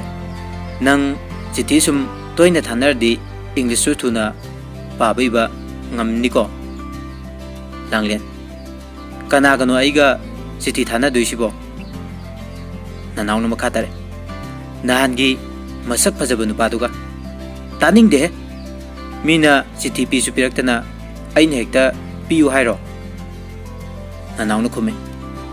Mina pide tu chithi ne nangonda piu na piraiba. Langlen. Ha aingonda chithi piu hairaiba. Kadai piro. Kai ke irijano nanaw pasi lawhe. Nanaw na khume. Nang makolong na paro. Ai tage. Hoi ai parake ko. Langlen chithi du hangtuk laga pa ba hoy. Chithi gi waronda asum nei rami. Langlen. Ai hayeng yumda halani. Aina chatrikan sida ai nangam da unaba pami. Tasingna ai laifam sapam khangdre. Punsida nupi su amata koiraktre. Nungshiba masak su khangdre. Adubu ai nangbu thengnarubudagi isa se tawpham ama khangdre. Tasingna ai nangbu nuksirure. Ai nanga unaduna wari sanaba pami. Mamangda aina soikiba mayamdo ai soikre. Ai bumta ngakpiu. Langlen. Nang amta thokpiro. Ai ngairamge. Ai thoi thoi. Nangi da thoi. Langlena chithi gi warol adu paba loirega nanaw da haide. Nanaw na mukhumi. Nangi chithi ku basidi ataba ai oina sor phule sor thingmada. Langlen. Ababa ai fau mako kok thokre. Ado magido ai nungsi ai natro. Aiga nungsinaji haiba natro. Ai nasu yasu yabiridabda. Nanaw na mukhumi. Je nang maga koinero. Langlen. Talli he. Ai maga mai chanade. Is dathoi kana magido aina mangona dathoi kauro sinine kausu kaubiro. Nanaw na mukhumi. As che nangsu yam pangi he. Nang maga koinero. Nungsidrasu sum nungsiba sasinaro. Aduga chithi sum thanaro. Adu oirdi nang English pabda latlido sum pharani. Nang laiksu hairiktuini. Chumine. sum sajinnaradi khuloiraktunigo nanaw aduna faradra nanaw na khume phani chalo hojik ngai urabani langlen ha hojik aidi kanaga chatuiba nathanda dum chalu kaino nanaw ai maga unani khanbada mihulakta chongi hojik chu mihul chongi kamai tawni nanaw na khume kaisu tawro he chalo mi ngasai di ngai bo waramani langlen as aidi pi subuzu loidri nanaw na khume horen halaga suro yare langlen hoi chatlage ado nanaw nang ta chau dai do kanu ko haido ye ado nang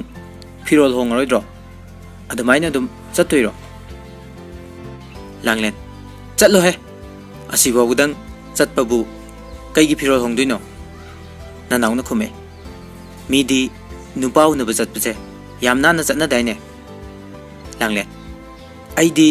asengbugi koina dawsu nattabasibu mawa laude ado kaidanu lehuribo lampak yomdaida haibong achoba ma hobudo adu manakta lehobuni o yare yare ai chale langlen bimex pu na bachat kare langlen sum lakpada bimex na haibong makongda leptuna lebudu ure langlen mihun henna chongle mathanda khale kaino aigi mul kisong sibo ngasi namu kaidau duijana langlen bimex ki manag yore adubu kai haidunu khangdabai makut ani du suru suru noiduna leptuna le bimex na haide ngasi kainjang charake langlen pakat poi thakat poi sakhibe injang du kauthokare mamit mana koidei leiduna yengduna le aduga ngayak khalle amuk makatare langlen o nga thongba amaga ironba amaga chare bimex yam hauna chai ko migi mayumda chabadi adum hauna chaida ado aidi hujik chithi irakte bimex iraktrasu yare chithi gi mahut nang nasa oina lakpasidi ai nangse thopiraroidrana khallubani nangna thokpirakpase ai yam nungai hayeng yumda hanbadasu wakhal kharadi nungairani langlen hayeng yumda chatladoiro ai hayeng chatlani adudi hayeng chatlamdaida oina chithi pirage ko hoi piro nangna pirakpa chithi do ai yumda hanjin hanjin page langlen hange hayeng chatkibadu daidi suklak la roidro lakanida ai marak marakta adum lakani adasu imaga babagada ai ngaiba adunani langlen o ado ai changkhrage mina uradi nupagu nabse ikai chai bimex na khome kaidawi ikai duino sibu mina tawnadaba thabaklo adu oirasu aidi hana nupa amta su koirektabanina ikai jai adubudi aisu nupi amata hana yenglaktrida aigi thamoisina ihan hana nungsikhibase nangna ahanbane langlen is thadi thajadeda imphal machanabu imphal da nupi masak phajaba mayam leidudi hanne yengde kaina bimex na khome aseng mane aina aise ado imphal nupi singa nangadi yam khetnaida langlen na khome hoi adubudi aisu khangida moidi firolsu phajaba ngakta chele kera kera gasu adum lei aidi firolsu phajaba leite yam motlida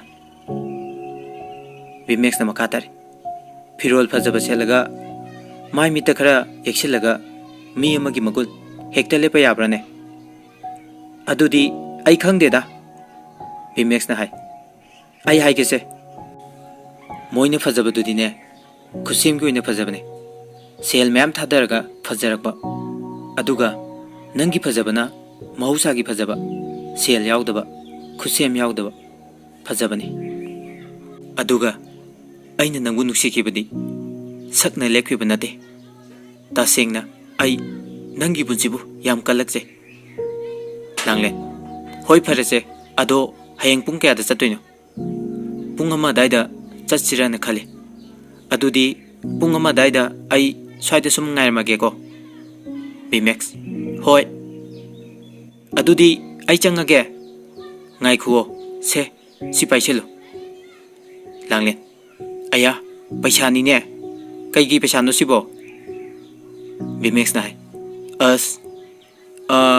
Kaino ni. Ai mathang lakpada nangondagi tharoi lege tawba adugi paisa se haujik piramage tawbani. Langlen. Nangi paisa sidi yam yami he. Kaya no sibo. Asi haraga Langlen. Bimex tagi paisa do laurage yenge. Chonga chapi mari werame. Langlen yam ngak namu haire. Is sidi lupal sing ani ni ne. Ai si loi maki tharoi di khunba ngamoy. Se chonga di laurage aduga arembuda mu hange. Chonga loi maksu khunba ngamoyda. Bimex ado adum loina paiselo. Langlen ai ngamoy. Ai migi maral lemna mukta charaktri. Ai lauroi. Se ado ai chalage ko. Langlen seladu mana lupa chonga laure. Aduga lising ama chonga Bimex ta piram laga mayim ta changkre. Bimex su Langlen da mating kitang oigidra haidna pirubani. Adubu lawi khidre. Upai leitana lewe. Adubu Bimex amarom da yam harauje. Langlen na magi nungsibabu harau harau accept tawire haiduna. Mathanda panga da harauje. Somdana numidangi matamni. Sa ising tongnaraduna Langlen gi mabung tompok su tungkre. Langlen na mopa nupam nanaw dhaire. Nanaw masak pajaba nupado hayeng chatlani hai. Sithi ama piyu hai. Sithi rusilao. Kamai haiduno khangdeba ibani tanaseba. Nanaw na khumai. Chalo he. Ai ni hena hijade. Ai bu pakhang lo. Langlen. Adudi kamai tawduiba. Ai di pirake haidome. Nanaw na haide. Hayeng ayuk se Sonia ga iminam. Hoi ne. Aduna phare hayeng Sonia hoida chatlage. Iminarage. Asumna numit asi machin mapa tumna kare.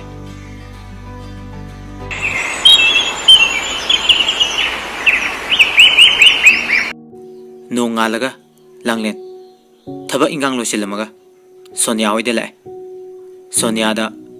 Bimex moyani thengnabade hauraga wari loina lirame. Sonia di ngakpada loire. Sonia na haire. Yam thajadiye hingchabiye. Ado ai bu haijau haradi khara sekselo haijidi. Imphal nupadi kadar yam haibane. Moithem tawraga hengwai nang amuk huntok piramjani. Langlen. Mana natiye huntok tuise. Ainu huna huntom dawni. Sum aigi pandam ama laiba. Adugi matam khara nungsinabay bay wani. Sonia. Kay pandam no haija. Sidi nang khangaroy. Yarese. Sithi irasije. Ai yam kuina laithokpa yaroy. Sonia na hare. Kay haina no idusibo. Khangde. Nang thokpa iro. Ai haitabayne. Nang nanakta laise. Hairagabu lakhidro. Farese. Irage. Iba loirga amuk ai pathorage. Adu taro aduga yaya de hairo ko. Hoi iro yare. Ado yam sangadi iganu ko. Pabada matam yam sanganeba. Sonia. Hoi hoi. Sonia. Sithi iba hokre. Iba loirga amuk pathoktuna Langlen ba tahale. Langlen. Sithi gi warol adu taba loirga hare. Yare. Si oradi aina mabu nungsiba malani. Sonia. Kaino haisibo nangna di mabu kemta nungsidabra haija. Langlen na khume. Nungside he. Kai deino. Nungsiba sibu kamai tawge. Ai khangde da. Ado ai chatlage. Thenge. Ma amuk unaba chattoini. Namidang wairamsu thabak lei. Ai chatle ko. Ai chatle. Sonia. Haima. Sidi mata amani ne. Langlen chatkre pung ama taramdai adaidagi thoraktuna haibong mukungda Bimex pu thorpa ngairami phana kuina ngairba matung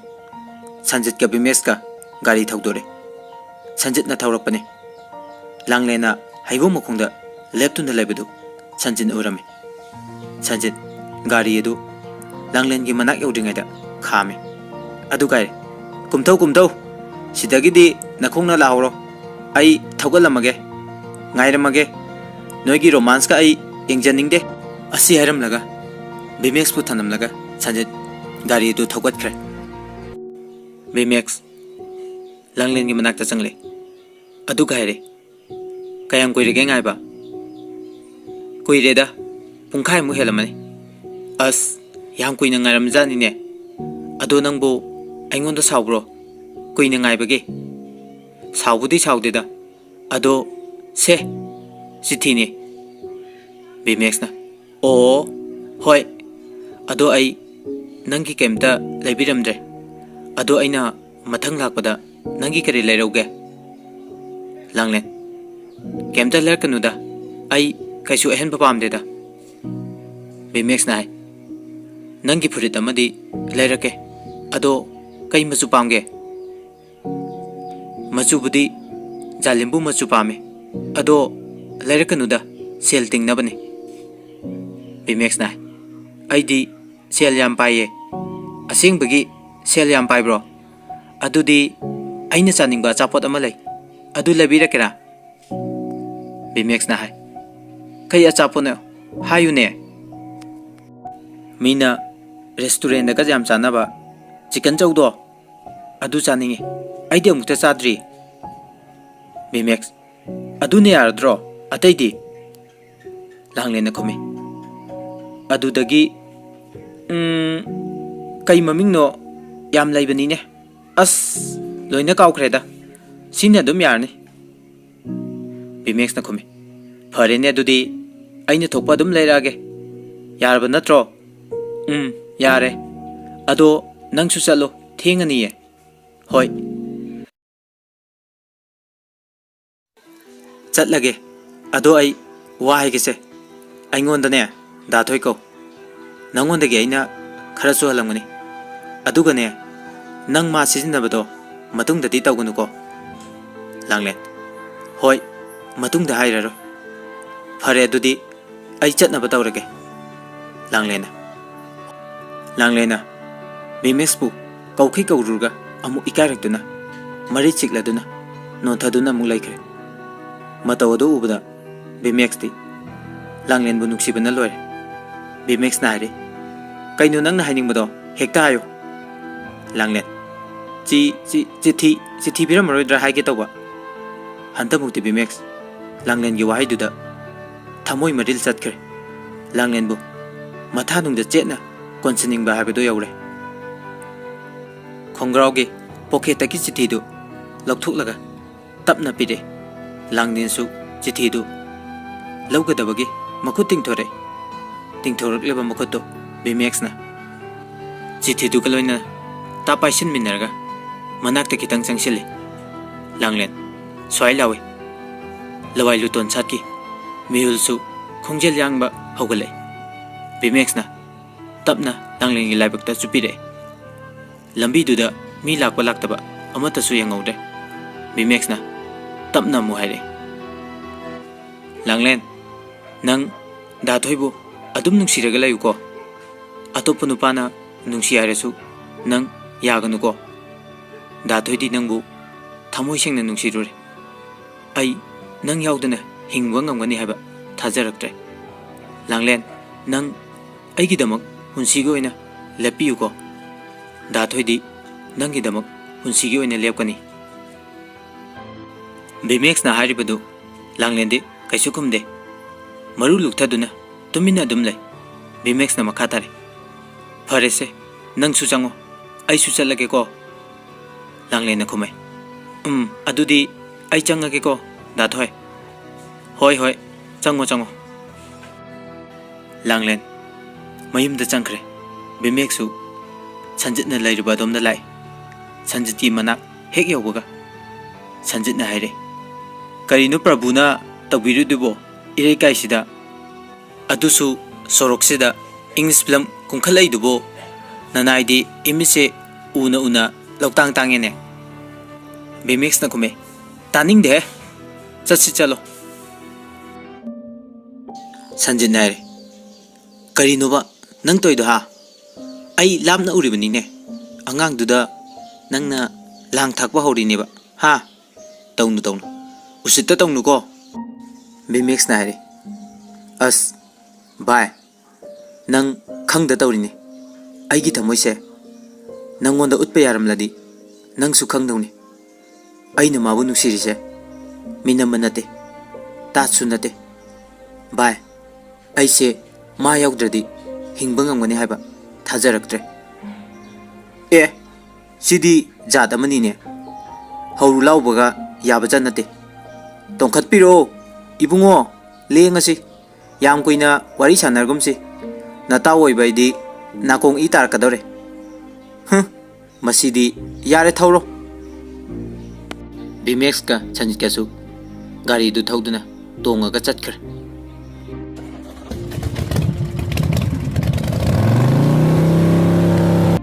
Somda langlendi masadu tarangama ichachale ngasagi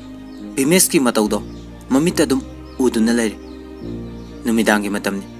langlen chak thongna thongna langlen ungduna lay chapu sauraduna pathare adusu langlendi khangba nate nanaw change chapu pathaba odu ubada nanawna khangai haire che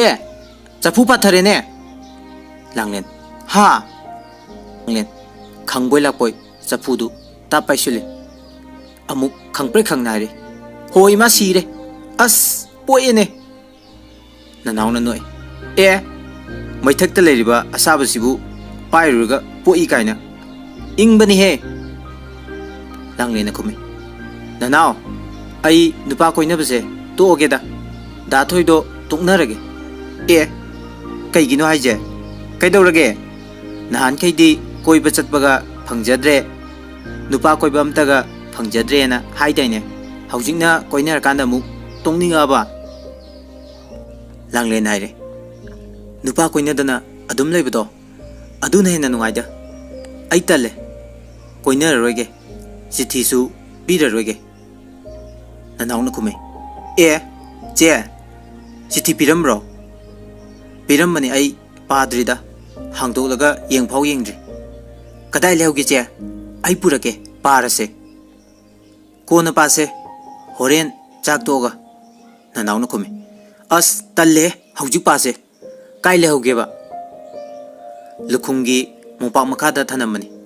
nanaw chithi du lawba chatkri puraga lae aduga nanawna chithi du hangdoklubada paisa tare nanawna aya paisa ne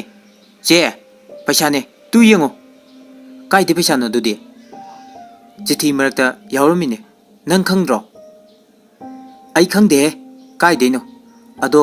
lupa kya no yenge piro langlena nanaw de ki paisa du lawraga yenge lupa lising ani warame langlen haire masi nupa se lupa lising ani da ngawbra khangde ngarangsu lising ani pire nanawna khumai ngarangsu pirakpra haise pire ado aina amu pitho meda lupa songa khata lawre adudi tharoi lawnabani nanawna mu haire adudi ngasi gi sina kari lawnaba adudi aisu khangdiye paisa yawe haba khangdabani aisu hangaudre mathang lakpada pitho kheneba thamjillage che pitho nu aikhoigi mating pangbirapo orangmani che nang maga dum koinero paisa khara adum pirakani langlena khome ai talida nanaw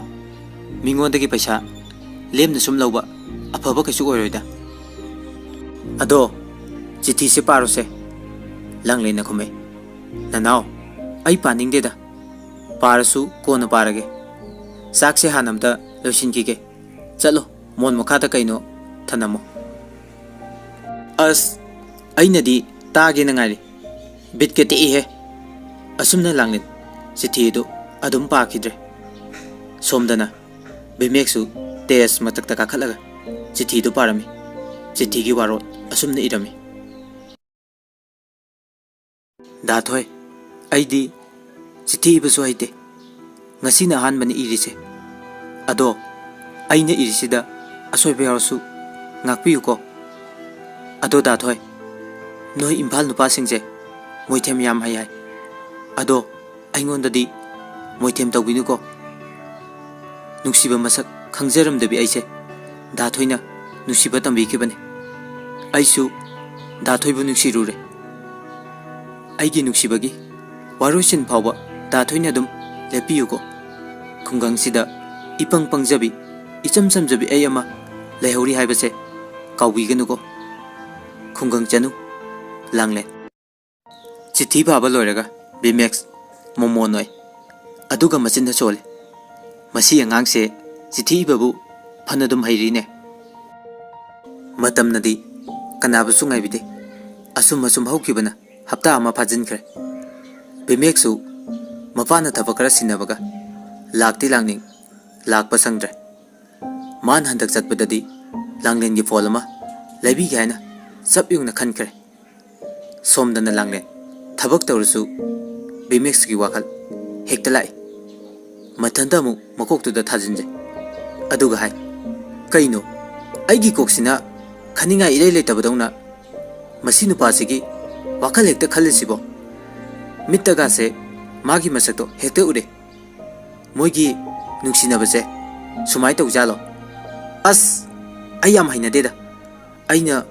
koisu koinaroi mathanda murum soladuna sumangda fawriba sing dudagi akangba khalingeda mamaga pungminaba mamagi mache langlen gina mamabo langlen hoida lai mamabo naire langlen sing lawsiliro nangbo langlen na khumi aya mabo kai chatluino sida sum lairo hoine sida laini ne isa sing uda kuirena laibane tompoka na nawgadi kai chatkrage na nawdi sanaba chalamni tasaudi yuful ngaurga kana nakoibani ado kai leirage mabo wari ma sage tawbani adudi haujikti sanaba yaroini ko haujikti sanaba yadaw mande ado kai wari no ai taba yadro mabo mamabong na khumi karigi yadani hera kaisung nateda nabung do mayum pansin birage tawba nana mama ladi mana ngauri do khara phani dana khangdre de bema aisu noina chana nawsingi khanbada tumpham chaphamga khangdrabani langle na khumi mabo akoi ta sause ina maladi ngawo phara doiro mama bung nai hoine hana yam ngorama mise mayum makai palaga phagirusu yam yauri poni aduna noita chause nupi ma thibiradi soidana phagani haina aina khali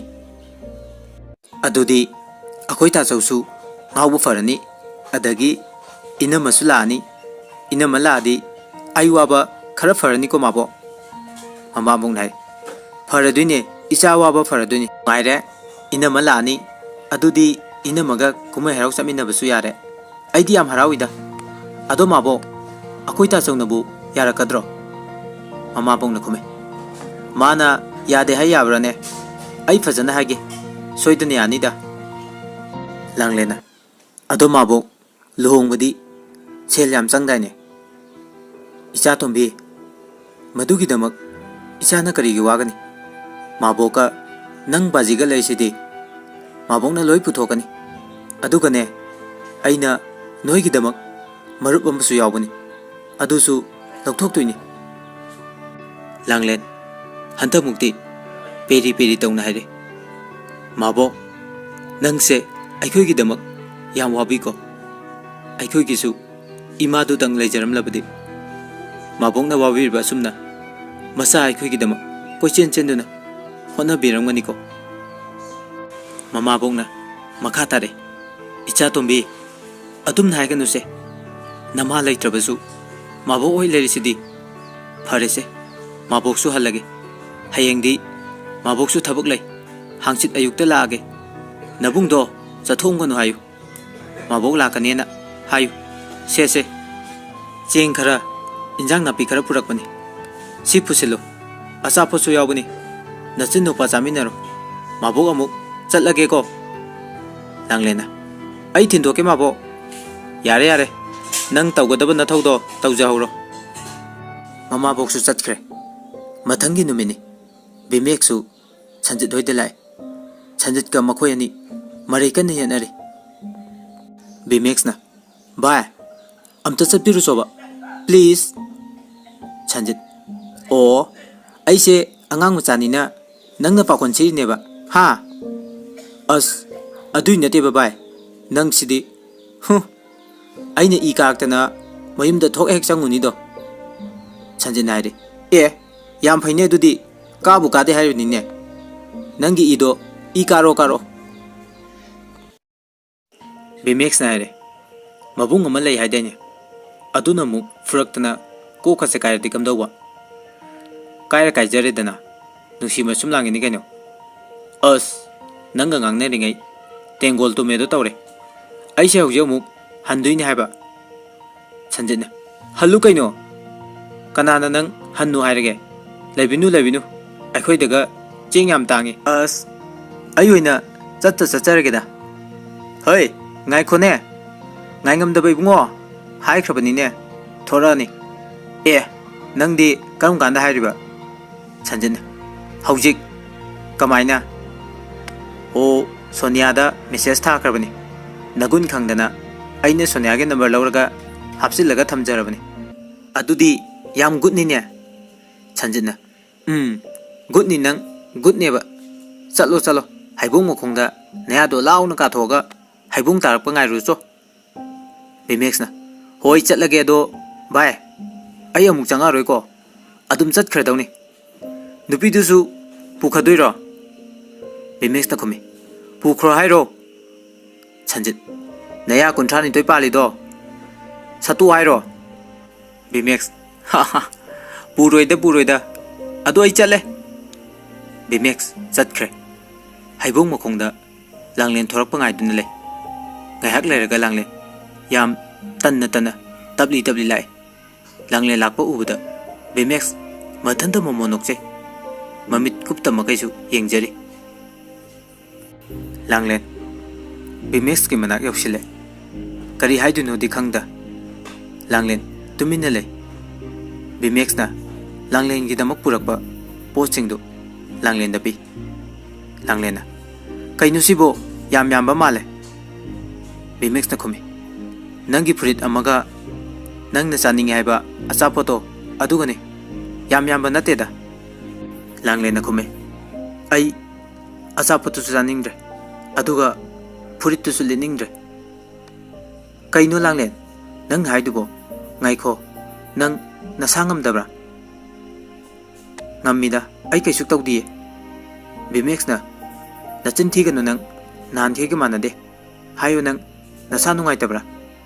asi haraga bimex na langlen gi marai bakta makhutham du ne yengi langlen mapi ra chele bimex pakhatna langlen nang kai dawrage hayu se kai guna nang na kap ke tawri dubo langlen na khome ai nang nungsi die nang ga su koinero ai di sum nungsi ba sa sinabani nang na piramba sithi dusu ai di pade bimex na asing bagi nang ai nungsi dabrane nungsi de aduga adu harga nang na kappi di gai langne na khome ai su kangde mathanda kapani adu nang bu ai gi wakal sukan khandabra khalle aina thabak tarasu chak thongasu nangi wakhaldi hekta khale aina khalare khalasu yade mathan hekta khale mittasu langlengi icham chamjana haiba mataududa bimex mamai laithoga nokpe tawi amuksu noktaba sarga haide aduga nang ai nungsidrineba koisu koinaroi se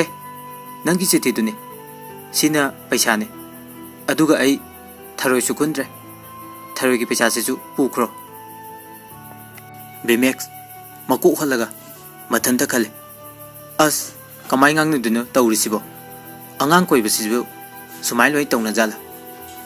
ꯂꯥꯡꯂꯦꯟ ꯑꯃꯨꯛ ꯍꯥꯏꯔꯦ ꯗꯥꯊꯣꯏ ꯁꯦ ꯁꯤ ꯂꯧꯁꯤꯜꯂꯨ ꯑꯩ ꯂꯧꯔꯔꯣꯏꯒꯦꯕ ꯅꯪ ꯁꯥꯎꯅꯨꯕꯀꯣ ꯕꯤꯃꯦꯛꯁꯅ ꯈꯨꯝꯃꯦ ꯂꯥꯡꯂꯦꯟ ꯑꯩꯅ ꯄꯤꯔꯤꯕ ꯆꯤꯊꯤꯗꯣ ꯅꯪꯒꯤꯅꯤ ꯄꯩꯁꯥꯗꯨꯁꯨ ꯅꯪꯒꯤꯅꯤ ꯑꯗꯨꯒ ꯑꯩꯅ ꯉꯁꯤ ꯄꯨꯔꯛꯏꯕ ꯄꯣꯠꯁꯤꯡꯁꯦ ꯁꯤꯁꯨ ꯅꯪꯒꯤꯅꯤ ꯅꯪꯒꯤ ꯃꯤꯡꯗ ꯂꯣꯏꯅ ꯅꯃꯥ ꯄꯥꯟꯈ꯭ꯔꯕꯅꯤ ꯑꯩꯗꯤ ꯑꯃꯨꯛ ꯍꯜꯂꯒ ꯄꯨꯕ ꯉꯝꯃꯣꯏ ꯂꯥꯡꯂꯦꯟꯅ ꯈꯨꯝꯃꯤ ꯑꯩꯗꯤ ꯂꯧꯕ ꯉꯝꯃꯣꯏ ꯍꯥꯏꯁꯤꯅꯤꯀꯣ ꯑꯗꯨ ꯑꯣꯏꯔꯗꯤ ꯑꯩ ꯃꯐꯝꯁꯤꯗꯒꯤ ꯍꯟꯕ ꯁꯨꯡꯉꯝ ꯍꯦꯛ ꯉꯝꯃꯔꯣꯏ ꯅꯪꯅ ꯍꯥꯠꯀꯦ ꯍꯥꯏꯔꯁꯨ ꯍꯥꯠꯂꯣ ꯂꯥꯡꯂꯦꯟ ꯑꯦ ꯑꯩꯗꯤ ꯃꯤ ꯍꯥꯠꯄꯗꯤ ꯉꯝꯖꯔꯣꯏꯀꯣ ꯑꯗꯨ ꯑꯣꯏꯔꯗꯤ ꯄꯣꯠꯁꯤꯡꯁꯦ ꯂꯧ ꯂꯥꯡꯂꯦꯟ ꯄ꯭ꯂꯤꯖ ꯁꯦ ꯁꯤ ꯂꯧꯁꯜꯂꯣ ꯅꯪꯅ ꯑꯩ ꯅꯨꯡꯁꯤꯗ꯭ꯔꯁꯨ ꯀꯣꯏꯅꯗ꯭ꯔꯁꯨ ꯑꯩ ꯂꯣꯏꯅ ꯌꯥꯔꯦ ꯑꯗꯣ ꯅꯪꯒꯤꯅꯤꯅ ꯂꯩꯔꯛꯄ ꯄꯣꯠꯁꯤꯡꯁꯦ ꯁꯤꯗꯗꯤ ꯂꯧꯁꯤꯟꯕꯤꯌꯨ ꯄ꯭ꯂꯤꯖ ꯂꯥꯡꯂꯦꯟ ꯕꯤꯃꯦꯛꯁꯀꯤ ꯋꯥꯍꯩꯁꯤꯡꯗꯨꯗ ꯅꯨꯡꯉꯥꯏꯇ꯭ꯔ ꯃꯥꯜꯂꯦ ꯄꯣꯠꯁꯤꯡꯗꯨꯗꯤ ꯂꯧꯕꯤꯔꯒꯦ ꯀꯣꯏꯗꯤ ꯀꯣꯏꯅꯔꯔꯣꯏ ꯈꯜꯂꯗꯨꯅ ꯌꯥꯝ ꯇꯟꯅ ꯇꯟꯅ ꯄꯣꯠꯁꯤꯡ ꯑꯗꯨ ꯂꯧꯔꯝꯃꯤ ꯑꯗꯨꯒ ꯍꯥꯏꯔꯦ ꯑꯗꯨꯗꯤ ꯑꯩ ꯑꯃꯨꯛ ꯆꯪꯉꯒꯦ ꯕꯤꯃꯦꯛꯁꯅ ꯍꯣꯏ ꯐꯔꯦ ꯆꯪꯉꯣ ꯂꯥꯡꯂꯦꯟ ꯆꯪꯉꯛꯑꯦ ꯃꯌꯨꯝꯗꯒ ꯆꯪꯗ ꯃꯈꯩ ꯁꯣꯅꯤꯌꯥ ꯍꯣꯏꯗ ꯂꯥꯛꯑꯦ ꯁꯣꯅꯤꯌꯥꯅ ꯋꯥꯎ ꯃꯌꯨꯝ ꯊꯩꯌꯣ ꯃꯌꯥꯝꯗꯨꯗꯤ ꯀꯩꯅꯣꯍꯦ ꯀꯩꯅꯣ ꯑꯗꯨꯕꯣ ꯂꯥꯡꯂꯦꯟꯅ ꯈꯨꯝꯃꯤ ꯑꯩꯁꯨ ꯈꯪꯗꯦ ꯑꯝꯇ ꯅꯪꯒ ꯌꯦꯡꯃꯤꯟꯅꯔꯨꯒꯦꯅ ꯂꯥꯛꯏꯁꯤꯅꯤ ꯕꯣꯝꯒ ꯑꯃꯨꯛ ꯌꯥꯎꯔꯝꯗꯅꯅꯦ ꯂꯥꯡꯂꯦꯟꯅ ꯈꯨꯝꯃꯤ ꯄꯣꯈꯥꯏꯔꯗꯤ ꯀꯃꯥꯏ ꯇꯧꯅꯤ ꯁꯤꯃꯤꯟꯅꯔꯦꯗꯅ ꯏꯕꯥꯅꯤ ꯂꯥꯡꯂꯦꯟ ꯁꯣꯅꯤꯌꯥ ꯃꯈꯣꯏ ꯑꯅꯤ ꯄꯨꯟꯅ ꯅꯣꯛꯃꯤꯟꯅꯩ ꯄꯨꯔꯛꯂꯤꯕ ꯄꯣꯠꯇꯨ ꯁꯣꯅꯤꯌꯥꯅ ꯃꯊꯪ ꯃꯊꯪ ꯂꯧꯊꯣꯔꯛꯑꯦ ꯁꯣꯅꯤꯌꯥꯅ ꯍꯥꯏ ꯑꯌꯥ ꯑꯆꯥꯄꯣꯠꯅꯤꯅꯦ ꯀꯩꯅꯣ ꯌꯦꯡꯒꯦꯀꯣ ꯌꯦꯡꯉꯣ ꯀꯩꯅꯣ चिकन चौने अया मोमोसु यावे कदाय मोमो हाइसे कमाई तौगे तू सिनी मोमो हाइदो हाउजालो सिबो चारगा खंगनी याम हाउबने लांगलेना अमदुना कइनो सोनिया ने येंगे फुरितने अहुम सुये अया सिदी याम फजेये नंगोंददी पानी नंगदी कुचु ngौबनिना लांगलेना खुमे कइनो अमा बॉक्स अमा यावरिदुना सोनिया कइनो सिबो अया फोनिने सिदी अतांगबदुने वाओ याम फजेये यादेको मी मसादी फोन अतांगबगा पाइदोरेको लांगलेना हाइरे सोनिया हापसिलो लोइना हापसिलो अदुगा दा संजित ओइदा खरा हमता पिरुचो दा संजित नामु मंगोंदा मराय पिजनी सोनिया ने खुमै कइनो लांगलेन नंगना हाइदुबो आई मागा कोइना रोइबा अदु मयामदसु आई लौबो ngमोय अदुगा आई फोन पाइबसु यारो अखोय थासौना कदाय दैनो हंगकनी सोनिया ने खुमै अस खंगद्रेदा नोइगी मोंगसी सोनिया चलोमता पितो सोआइबा सोनिया ने खुमै आई ngमोय हे नंग ओइना पिरुचोदना लांगलेना आइना पिरदी लौ यारोये हो अदुनी आइना पिरसु अदु मंगाय अदो लांगलेन आई वा मा हाइगे नंगना हानदगी माना नुक्सी हाइबदा सुया यादब ओइरदी भाई नंगनसु नुक्सीबा सारुरे अदुगा मानदी असेंगबै ओइरबनिंगदुना नंगपु याम नुक्सीरुबैनि माना सी मयामसे पिरइसे नंग वाखल याम यावदब तौनुको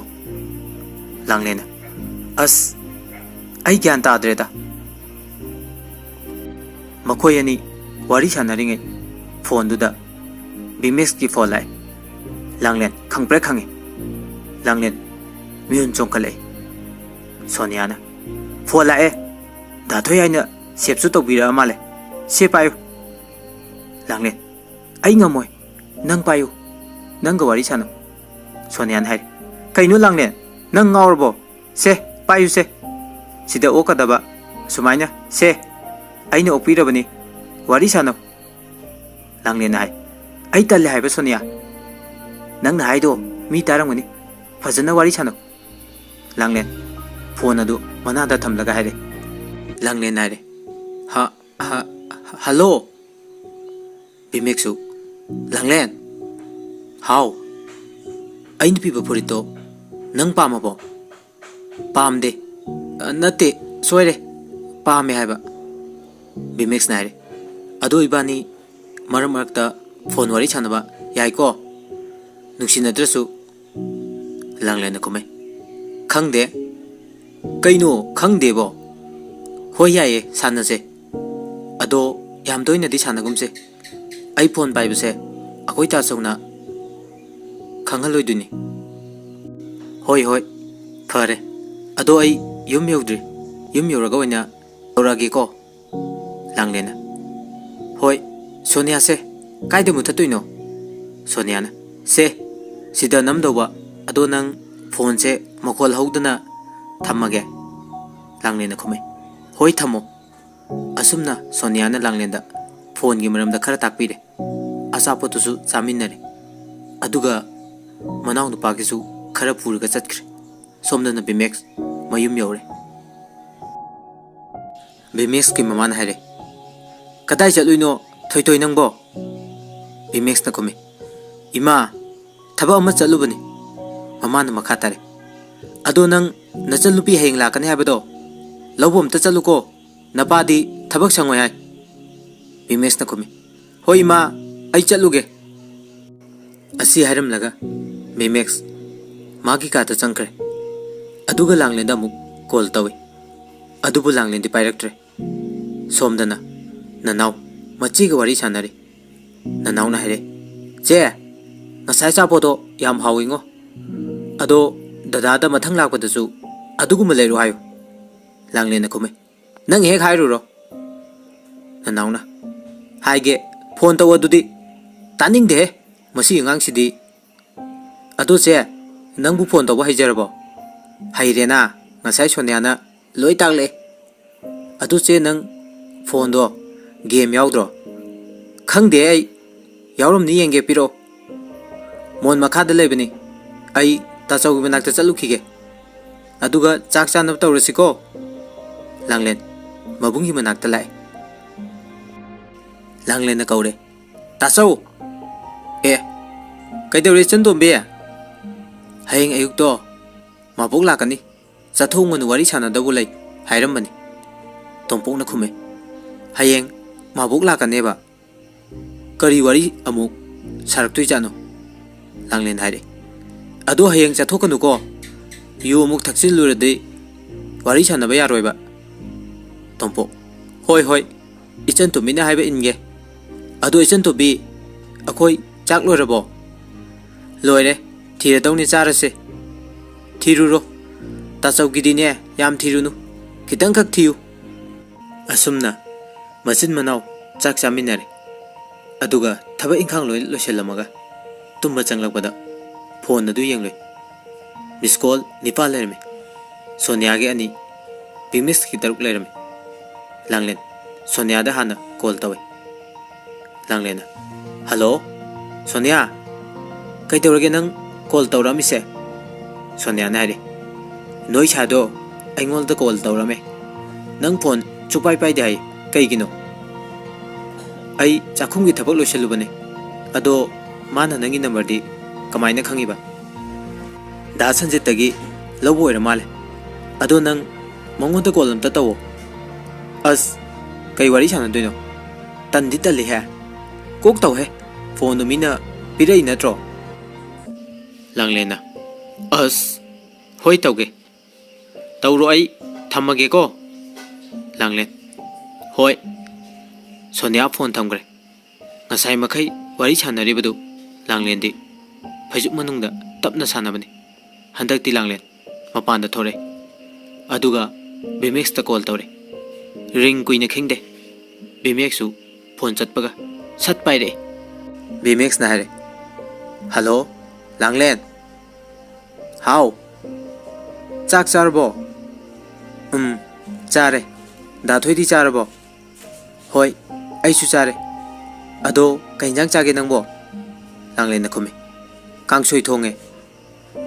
Ado Langlen ai matam kharadi nangi nanakta lakpa ngamoidore akoi ba naingonda thabak khara sinare aduna ai nangadi pawadum fauna ningba aduna ne aina nangonda phone ama pirido nang aingonda lana khanbro Langlen na kumai ai kemta khandeda Bimex na tumning abo nangbo tumning deda ngaiko nang hojik kai de laino Langlen na kumai ai mapan da lay Bimex as farese imung chango kang si ani aduga fajana potharo hayeng fajana sanarasi ko Langlen na haide ado da thoi hayeng eukti call torakanu ko akhoi mabuk lakane ba hoi hoi adudi nangna sangma matam da oina aingonda call toro ko hoi torake ado da thoi phone che paisa kyam yaukhige Bimex na nokphe thong nai re tha hungi free ne nangna tawning ba taw phone balance ti loi roye Langlen na o pharese nang chango imungda kangsi ane ba thammage ko adudi ado nang hayeng aingonda soitana di call tawro ko Langlen na hoi tawrake phare phare thammo thammo asumna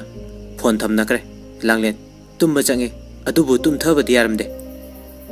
tummage haiduna mamit useli Bimex bu hekta ure amuk mamit khangpang pangthoi phana kuina Langlen tum thaba yaramde ngaihak lairagadi adum tum thakre nongale mama bok ayuk nganna lai mama bok na Langlen Langlen na kome mabo yam ngalina nang ta chau unaba phangaroidrana nganna laine chathokhrabo mabo chathokti mabo tumba hogatri ai hawduluge se sida phamamu mama bok na hoi hoi ngaihak lerga tompok thoklei tompok na re mabo sida sum lairo kai kai yogduino mama bok na khome kaisu thoiroba chatloida nang unage na lakpani kai leirage mabo nanga wari ma sanage na lakpani aina haidorise nang yadabasu yaroi ko tompok na kai matangi no mabo nangi naimna kai panbagi matangi ne tompok na haire as mabo madu oiroida adugi oiradi wari channadrasu yare ai yum pambagi wakhal khanteda mama bok na haire karigi oidabano oinaba mabok na loi singani nangsu wakhal lumuna khanthone tompo nasal se am wajar bani ne nang nei mungi mateng khajikta orasu pangba nate nasal sina pumna ma khonari bani nangsu munna khalune yumsigi nangna hal sana leire aduga nangna ngawsina duna leire kanana imuksibu usit tawri tawnu tompo mabok na silibase noigi damakni nang yadaba yaroi ko tompo angawa ingondabu lainina yareba nupi dubu karamba nupi no ne makok chak chalo natragana sono khara khara subro hai warem do nganganu aina fadana loina sillabani athubu matamda lohongna batawsi lohongbada changadaba punamak aina loi tawgani yare sida wa makha taranu mabokna silise nang yadaba yaroi phare mabok chalage isal tombe nang bukai de lege ne mabok chalage ne Langlen imung tagi thole mama mokta mabo chatlage hairo chak charaga chalo chararoi mabok se khong yami kuine lei thokpa yadre re phare nang thabak losin doba losin jaru mabok chatle ko Langlen hoi mabok mama bok chatkre Langlen mabung do onchile ta chau ina maladi aisu waba khar farani ko ayam harawi ta chau nang longu ko ta chau tompong na khume tumi leyo angang ni na yaw hek yaw dana masi angang thorom na te ko Langlen is aibu angang kaina asuk chawro jibu hai taning de ne warem ngang le ranu lupa yang khai de piro ꯑꯩꯗꯤ ꯀꯥꯏꯗꯒꯤ ꯄꯩꯁꯥ ꯍꯟꯗꯛꯇꯤ ꯄꯩꯁꯥ ꯐꯪꯗꯦꯀꯣ ꯄꯩꯁꯥ ꯂꯣꯏꯅ ꯁꯣꯠꯍꯧꯔꯕꯅꯤ ꯇꯣꯝꯄꯣꯛꯅ ꯃꯔꯝ ꯃꯣꯛꯄꯅꯤ ꯁꯦ ꯏꯆꯟ ꯇꯣꯝꯕꯤꯗꯤ ꯁꯦ ꯂꯨꯄꯥ 50ꯗ ꯇꯥꯆꯧꯗ ꯄꯤꯔꯛꯑꯣꯕ ꯂꯥꯡꯂꯦꯟꯅ ꯂꯨꯍꯣꯡꯉꯣ ꯍꯥꯏꯕ ꯌꯥꯗ꯭ꯔꯗꯤꯅꯦ ꯁꯨꯛꯄꯤ ꯍꯦꯛ ꯄꯤꯔꯣꯏ ꯇꯣꯝꯄꯣꯛ ꯑꯁ ꯏꯆꯟ ꯇꯣꯝꯕꯤ ꯂꯥꯡꯂꯦꯟꯅ ꯍꯥꯏꯔꯦ ꯂꯨꯍꯣꯡꯒꯦ ꯍꯥꯏꯌꯣꯕ ꯇꯥꯆꯧ ꯑꯗꯨꯏꯗꯤ ꯄꯤꯒꯦꯕ ꯍꯣꯏ ꯍꯣꯏ ꯑꯩ ꯂꯨꯍꯣꯡꯉꯒꯦ ꯁꯦ ꯄꯤꯔꯛꯑꯣ ꯑꯗꯨꯒ ꯑꯃꯨꯛ ꯂꯨꯍꯣꯡꯉꯔꯣꯏꯅ ꯍꯥꯏꯔꯛꯑꯕ ꯑꯩꯗꯤꯅꯦ ꯀꯩꯗꯧꯒꯦ ꯌꯦꯡꯉꯨ ꯂꯥꯡꯂꯦꯟ ꯏꯃꯨꯡꯗ ꯄꯩꯁꯥ ꯂꯧꯊꯣꯛꯄ ꯆꯪꯈꯤ ꯇꯣꯝꯄꯣꯛ ꯃꯆꯜꯅꯨꯄꯤꯗꯒꯤ ꯁꯦꯜ ꯂꯧꯔꯒ ꯌꯨ ꯊꯛꯄ ꯆꯠꯈ꯭ꯔꯦ ꯂꯥꯡꯂꯦꯟꯁꯨ ꯏꯃꯨꯡꯒꯤ ꯊꯕꯛ ꯏꯪꯈꯥꯡ ꯂꯣꯏꯁꯤꯜꯂꯝꯃꯒ ꯆꯥꯛ ꯏꯁꯤꯡ ꯂꯣꯏꯁꯤꯜꯂꯝꯃꯦ ꯑꯃꯨꯛ ꯂꯧꯕꯨꯛꯇ ꯀꯨꯝꯈ꯭ꯔꯦ ꯅꯨꯃꯤꯗꯥꯡ ꯋꯥꯏꯔꯝꯒꯤ ꯃꯇꯝꯅꯤ ꯂꯥꯡꯂꯦꯟ ꯃꯌꯨꯝꯗ ꯍꯜꯂꯛꯑꯒ ꯏꯃꯨꯡꯒꯤ ꯆꯥꯏꯔꯝꯕ ꯄꯨꯝꯕ ꯑꯃꯨꯛ ꯂꯣꯏꯁꯤꯜꯂꯤ ꯑꯗꯨ ꯂꯣꯏꯔꯒ ꯆꯥꯛ ꯏꯁꯤꯡ ꯊꯣꯡꯅꯕ ꯑꯃꯨꯛ ꯍꯣꯠꯅꯔꯤꯉꯩ ꯕꯤꯃꯦꯛꯁꯇ ꯐꯣꯟ ꯇꯧꯕꯒꯤ ꯋꯥꯈꯜꯒ ꯑꯣꯏꯔꯨꯗ꯭ꯔꯦ ꯆꯥꯛ ꯆꯥꯕ ꯂꯣꯏꯔꯒ ꯇꯨꯝꯕ ꯆꯪꯂꯛꯄꯗ ꯐꯣꯟ ꯌꯦꯡꯂꯨꯕꯗ ꯃꯦꯁꯦꯖ ꯈꯔ ꯂꯩꯔꯝꯃꯤ ꯃꯦꯁꯦꯖꯁꯤꯡꯗꯨ ꯃꯊꯪ ꯃꯊꯪ ꯌꯦꯡꯂꯕ ꯃꯇꯨꯡ ꯂꯥꯡꯂꯦꯟ ꯃꯄꯥꯟꯗ ꯊꯣꯔꯛꯇꯨꯅ ꯕꯤꯃꯦꯛꯁꯇ ꯐꯣन ꯇꯧꯔꯦ ꯔꯤꯡ ꯀꯨꯏꯅ ꯈꯤꯡꯗꯦ ꯕꯤꯃꯦꯛꯁꯨ ꯔꯤꯡ ꯆꯠꯄꯒ ꯁꯠ ꯄꯥꯏꯔꯛꯏ ꯕꯤꯃꯦꯛꯁꯅ ꯍꯥꯏꯔꯦ ꯂꯥꯡꯂꯦꯟ ꯍꯥꯎ ꯆꯥꯛ ꯆꯥꯔꯕꯣ ꯆꯥꯔꯦ ꯗꯥꯊꯣꯏꯗꯤ ꯆꯥꯔꯕꯣ ꯑꯩꯁꯨ ꯆꯥꯔꯦ ꯃꯈꯣꯏ ꯑꯅꯤ ꯉꯥꯏꯍꯥꯛ ꯑꯃꯨꯛ ꯇꯨꯃꯤꯟꯅ ꯂꯩꯅꯩ ꯕꯤꯃꯦꯛꯁꯅ ꯑꯃꯨꯛ ꯇꯞꯅ ꯀꯧꯔꯦ ꯂꯥꯡꯂꯦꯟ ꯂꯥꯡꯂꯦꯟꯁꯨ ꯈꯨꯝꯃꯤ ꯍꯥꯎ ꯅꯪꯒꯤ ꯍꯥꯎ ꯍꯥꯏꯕ ꯈꯨꯈꯨꯝꯁꯦ ꯌꯥꯝ ꯅꯨꯡꯁꯤꯌꯦ ꯂꯥꯡꯂꯦꯟꯅ ꯑꯩ ꯈꯪꯗꯦꯗ ꯀꯩꯅꯣ ꯃꯤꯅ ꯅꯨꯡꯁꯤ ꯍꯥꯏꯔꯒ ꯈꯪꯗꯦ ꯍꯥꯏꯁꯤꯕꯣ ꯂꯥꯡꯂꯦꯟꯅ ꯈꯨꯝꯃꯩ ꯃꯤꯅ ꯅꯨꯡꯁꯤ ꯍꯥꯏꯔꯛꯄꯗ ꯑꯩꯅ ꯑꯃꯨꯛ ꯀꯩ ꯍꯥꯏꯗꯣꯏꯅꯣꯗꯣ ꯑꯩ ꯈꯪꯗꯦ ꯍꯥꯏꯕ ꯃꯤꯅ ꯅꯨꯡꯁꯤ ꯍꯥꯏꯔꯗꯤ ꯅꯪꯁꯨ ꯅꯨꯡꯁꯤ ꯍꯥꯏꯇꯥꯕ ꯍꯟꯗꯛꯃꯨꯛꯁꯨ ꯂꯥꯡꯂꯦꯟ ꯇꯨꯃꯤꯟꯅ ꯂꯩꯈ꯭ꯔꯦ ꯕꯤꯃꯦꯛꯁꯅ ꯑꯃꯨꯛꯁꯨ ꯇꯞꯅ ꯀꯧꯔꯦ ꯂꯥꯡꯂꯦꯟ ꯍꯥꯎ ꯀꯩꯒꯤꯅꯣꯃꯦ ꯇꯨꯃꯤꯟ ꯂꯩꯔꯤꯗꯤ ꯀꯩꯁꯨ ꯇꯧꯗꯦ ꯕꯤꯃꯦꯛꯁꯅ ꯑꯃꯨꯛ ꯃꯈꯥ ꯇꯥꯔꯦ ꯗꯗꯥꯗ ꯏꯀꯥꯏꯔꯨꯔꯣꯁꯦ ꯑꯗꯨꯃꯥꯏꯅ ꯇꯧꯅꯨꯁꯦ ꯋꯥ ꯈꯔ ꯉꯥꯡꯅꯁꯦꯕ ꯑꯩꯗꯤ ꯅꯪꯒꯤ ꯅꯆꯜꯗꯨꯅ ꯕ꯭ꯔꯦꯛ ꯐꯥꯗꯈꯩ ꯄꯦꯗ꯭ꯔꯣꯡ ꯄꯦꯗ꯭ꯔꯣꯡ ꯂꯣꯟꯕꯗꯣ ꯑꯗꯨꯅꯦ ꯑꯩꯅ ꯇꯥꯅꯤꯡꯂꯤꯁꯦ ꯑꯗꯣ ꯉꯥꯏꯀꯣ ꯅꯪ ꯍꯧꯖꯤꯛ ꯃꯄꯥꯟꯗ ꯂꯩꯔꯣ ꯐꯣꯟ ꯇꯧꯕꯒꯤ ꯊꯣꯛꯂꯛꯄꯅꯦ ꯅꯪꯁꯦ ꯑꯩꯒ ꯋꯥꯔꯤ ꯁꯥꯟꯅꯅꯕ ꯍꯣꯠꯅꯕꯗ ꯌꯥꯝ ꯋꯥꯔꯦꯀꯣ ꯋꯥꯗꯦꯗ ꯁꯤꯗꯤ ꯊꯕꯛ ꯁꯨꯕꯁꯨ ꯅꯠꯇꯅ ꯋꯥꯔꯤ ꯁꯥꯟꯅꯕꯕꯨ ꯀꯩꯗ ꯋꯥꯗꯣꯏꯅꯣ ꯑꯗꯨ ꯑꯣꯏꯔꯁꯨ ꯅꯨꯡꯉꯥꯏꯇꯦ ꯆꯪꯉꯣ ꯏꯃꯨꯡꯗ ꯑꯗꯨꯒ ꯃꯦꯁꯦꯖ ꯑꯣꯏꯅ ꯊꯥꯅꯔꯁꯦ ꯂꯥꯡꯂꯦꯟ ꯍꯥꯏꯔꯦ ꯑꯩꯗꯤ ꯃꯦꯁꯦꯖ ꯊꯥꯕ ꯍꯩꯒꯗ꯭ꯔꯅꯦ ꯍꯩꯅꯤꯌꯦ ꯑꯩꯅ ꯉꯁꯥꯏ ꯊꯥꯈꯤꯕ ꯃꯦꯁꯦꯖꯇꯣ ꯅꯪ ꯄꯥꯕ ꯅꯠꯇ꯭ꯔꯣ ꯄꯥꯏꯌꯦ ꯄꯥꯕ ꯂꯣꯏꯕꯒꯅꯦ ꯐꯣꯟ ꯇꯧꯔꯛꯏꯁꯦ ꯅꯪꯅ ꯃꯦꯁꯦꯖ ꯄꯥꯔꯤꯗꯣ ꯑꯗꯨꯒꯤ ꯃꯈꯥꯗ ꯐꯟ ꯐꯟ ꯆꯣꯡꯕ ꯆꯥꯈꯩ ꯃꯆꯥ ꯑꯃ ꯂꯩꯔꯝꯅꯤ ꯑꯗꯨꯗ ꯅꯝꯁꯤꯜꯂꯣ ꯑꯗꯨꯒ ꯏꯅꯕ ꯊꯣꯛꯂꯛꯀꯅꯤ ꯑꯗꯨꯗ ꯅꯪꯅ ꯏꯅꯤꯡꯕꯗꯣ ꯏꯔꯣ ꯁꯥꯏꯠꯇ ꯑꯦꯔꯣ ꯑꯃ ꯌꯥꯎꯔꯝꯒꯅꯤ ꯑꯗꯨꯗ ꯅꯝꯃꯣ ꯑꯗꯨꯒ ꯑꯩꯉꯣꯟꯗ ꯑꯗꯨꯝ ꯌꯧꯔꯛꯑꯅꯤ ꯂꯥꯡꯂꯦꯟꯅ ꯍꯣꯏ ꯑꯩ ꯍꯩꯕ꯭ꯔꯥ ꯌꯦꯡꯒꯦ ꯌꯦꯡꯉꯣ ꯍꯩꯅꯤꯗ ꯑꯗꯣ ꯋꯥ ꯑꯝꯇ ꯍꯥꯏꯍꯧꯒꯦ ꯍꯥꯏꯌꯣ ꯀꯩ ꯋꯥꯅꯣ ꯍꯧꯖꯤꯛ ꯅꯪꯒꯤ ꯐꯣꯇꯣ ꯑꯝꯇ ꯊꯥꯔꯛꯀꯦꯔꯥ ꯂꯥꯡꯂꯦꯟꯅ ꯐꯣꯇꯣꯒꯤ ꯋꯥꯗꯨꯗꯤ ꯍꯌꯦꯡ ꯇꯧꯔꯁꯦ ꯑꯩ ꯑꯗꯨꯃꯗꯤ ꯍꯩꯗꯧ ꯃꯥꯟꯗꯦ ꯍꯌꯦꯡ ꯁꯣꯅꯤꯌꯥ ꯍꯣꯏꯗ ꯆꯠꯂꯒ ꯃꯥꯒ ꯀꯥꯞꯃꯤꯟꯅꯔꯒ ꯊꯥꯔꯛꯑꯒꯦ ꯍꯣꯏ ꯍꯣꯏ ꯐꯔꯦ ꯑꯗꯣ ꯍꯧꯖꯤꯛ ꯃꯦꯁꯦꯖꯇꯤ ꯊꯥꯔꯛꯎꯀꯣ ꯂꯥꯡꯂꯦꯟꯅ ꯈꯨꯝꯃꯦ ꯍꯣꯏ ꯑꯗꯨꯗꯤ ꯊꯝꯃꯒꯦꯀꯣ ꯐꯔꯦ ꯐꯔꯦ ꯊꯝꯃꯣ ꯐꯣꯟ ꯊꯝꯅꯈ꯭ꯔꯦ ꯕꯤꯃꯦꯛꯁꯅ ꯍꯥꯟꯅ ꯃꯦꯁꯦꯖ ꯊꯥꯔꯦ ꯂꯥꯡꯂꯦꯟꯁꯨ ꯃꯦꯁꯦꯖ ꯔꯤꯄ꯭ꯂꯥꯏ ꯍꯟꯅꯕ ꯍꯣꯠꯅꯔꯤ ꯑꯗꯨꯕꯨ ꯃꯦꯁꯦꯖ ꯏꯕ ꯀꯌꯥ ꯈꯨꯠꯂꯣꯏꯗꯕꯒ ꯈꯔ ꯀꯨꯏꯅ ꯆꯪꯂꯝꯃꯤ ꯃꯣꯏ ꯑꯅꯤ ꯉꯥꯏꯍꯥꯛ ꯊꯥꯅꯔꯒ ꯇꯨꯝꯅꯈ꯭ꯔꯦ ꯅꯣꯡꯉꯥꯜꯂꯦ ꯅꯨꯡꯊꯤꯜꯒꯤ ꯃꯇꯝꯅꯤ ꯂꯥꯡꯂꯦꯟ ꯊꯕꯛ ꯆꯠꯀꯗꯕꯁꯨ ꯂꯩꯇꯦ ꯍꯥꯏꯗꯨꯅ ꯁꯣꯅꯤꯌꯥ ꯍꯣꯏꯗ ꯂꯥꯛꯏ ꯐꯣꯇꯣ ꯊꯥꯅꯕ ꯑꯝꯇ ꯇꯥꯛꯎ ꯍꯥꯏꯔꯝꯃꯤ ꯁꯣꯅꯤꯌꯥꯅ ꯍꯥꯏꯔꯤ ꯉꯥꯏꯈꯣ ꯑꯩ ꯃꯦꯀꯞ ꯂꯧꯊꯣꯛꯎꯈꯤꯒꯦ ꯈꯔ ꯀꯦꯁꯦ ꯑꯗꯨꯒ ꯀꯥꯞꯁꯦꯕ ꯂꯥꯡꯂꯦꯟꯅ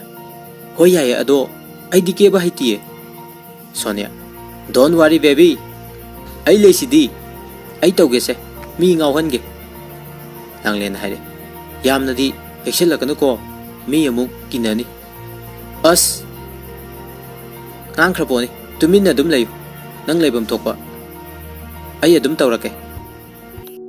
Sonia na Langlen bu khara samtang na kebiram nahan makai sum panglay lebagi Langlen phajaba khanglam dabni adubu ngasidi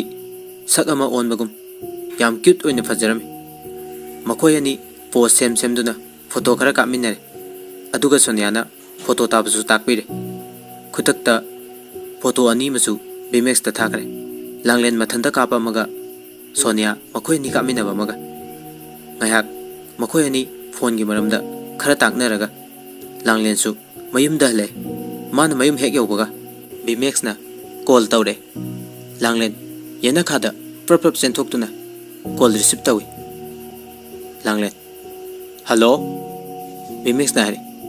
yam phajaye photo duro kitang keba mali aine keba natiye aidi keba haitiye Sonia na kebi bani adumaina kitang keba do yam phaje yam pakje as khangde da ai nanakta khanglak langningi ko Langlen na khome yade lakanu kaigino yam la ningdrabo adui natiye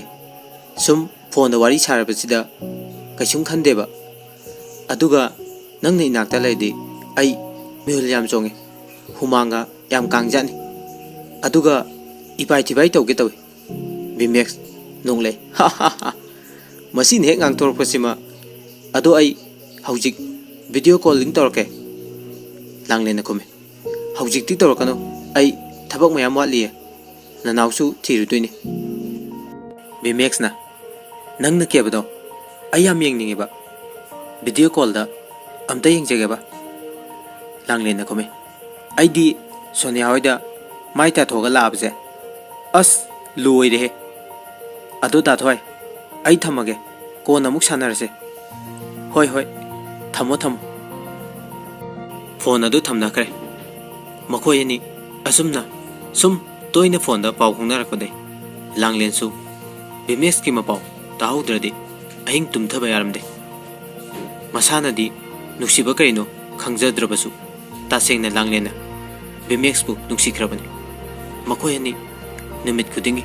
pau phongnaba lepte asumna matam khara hokre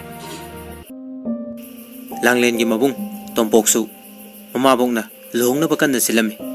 tompokna di sugya yaramde adubu mama bongna hanna haijanman badai tangai fadana lohong batarami lohong dare haiduna yu thakpadi hanbi banate amuka hena henjili haiduni somdana bimex ki machanupi ichalsu thoklaktuna mayumda laire nongma bimex laitringe tanjani ichalna mamada hairame ima akhoi tamona koiba nupido masak yam phajajani yam nuksijani khangra mamana kaino haisibo noi tamobu nupi koibrane ichalna kume koina nang khangra haise khangde kai di nupi koiriba made aina somda doctor nupi ma haina bo honari ichalna nathau natana nathau sabiriba aigi wadi ima yum panbei matang sidi masa gi raini mi gi rat mat pasu tawbinu hai sida lejare noi chopchani ko mamana hai budi haina rudrida nupi dunna faradi phai harini ne ado nupi dubu kai deni haige ichalna da sanjil logi manang tai ni hai mamana gum kume kari tawe haige larik tamli bazalo ichalna adudi khangde da tamogi phone dagi photo ubane masak to khunungsi ama ima ai ngaujani mamana phare thabak su leite imo unaruge hai aduga ne nang tamodadi hairu kiniko ichalna is yade ko midi mamo udore na yam harawi ko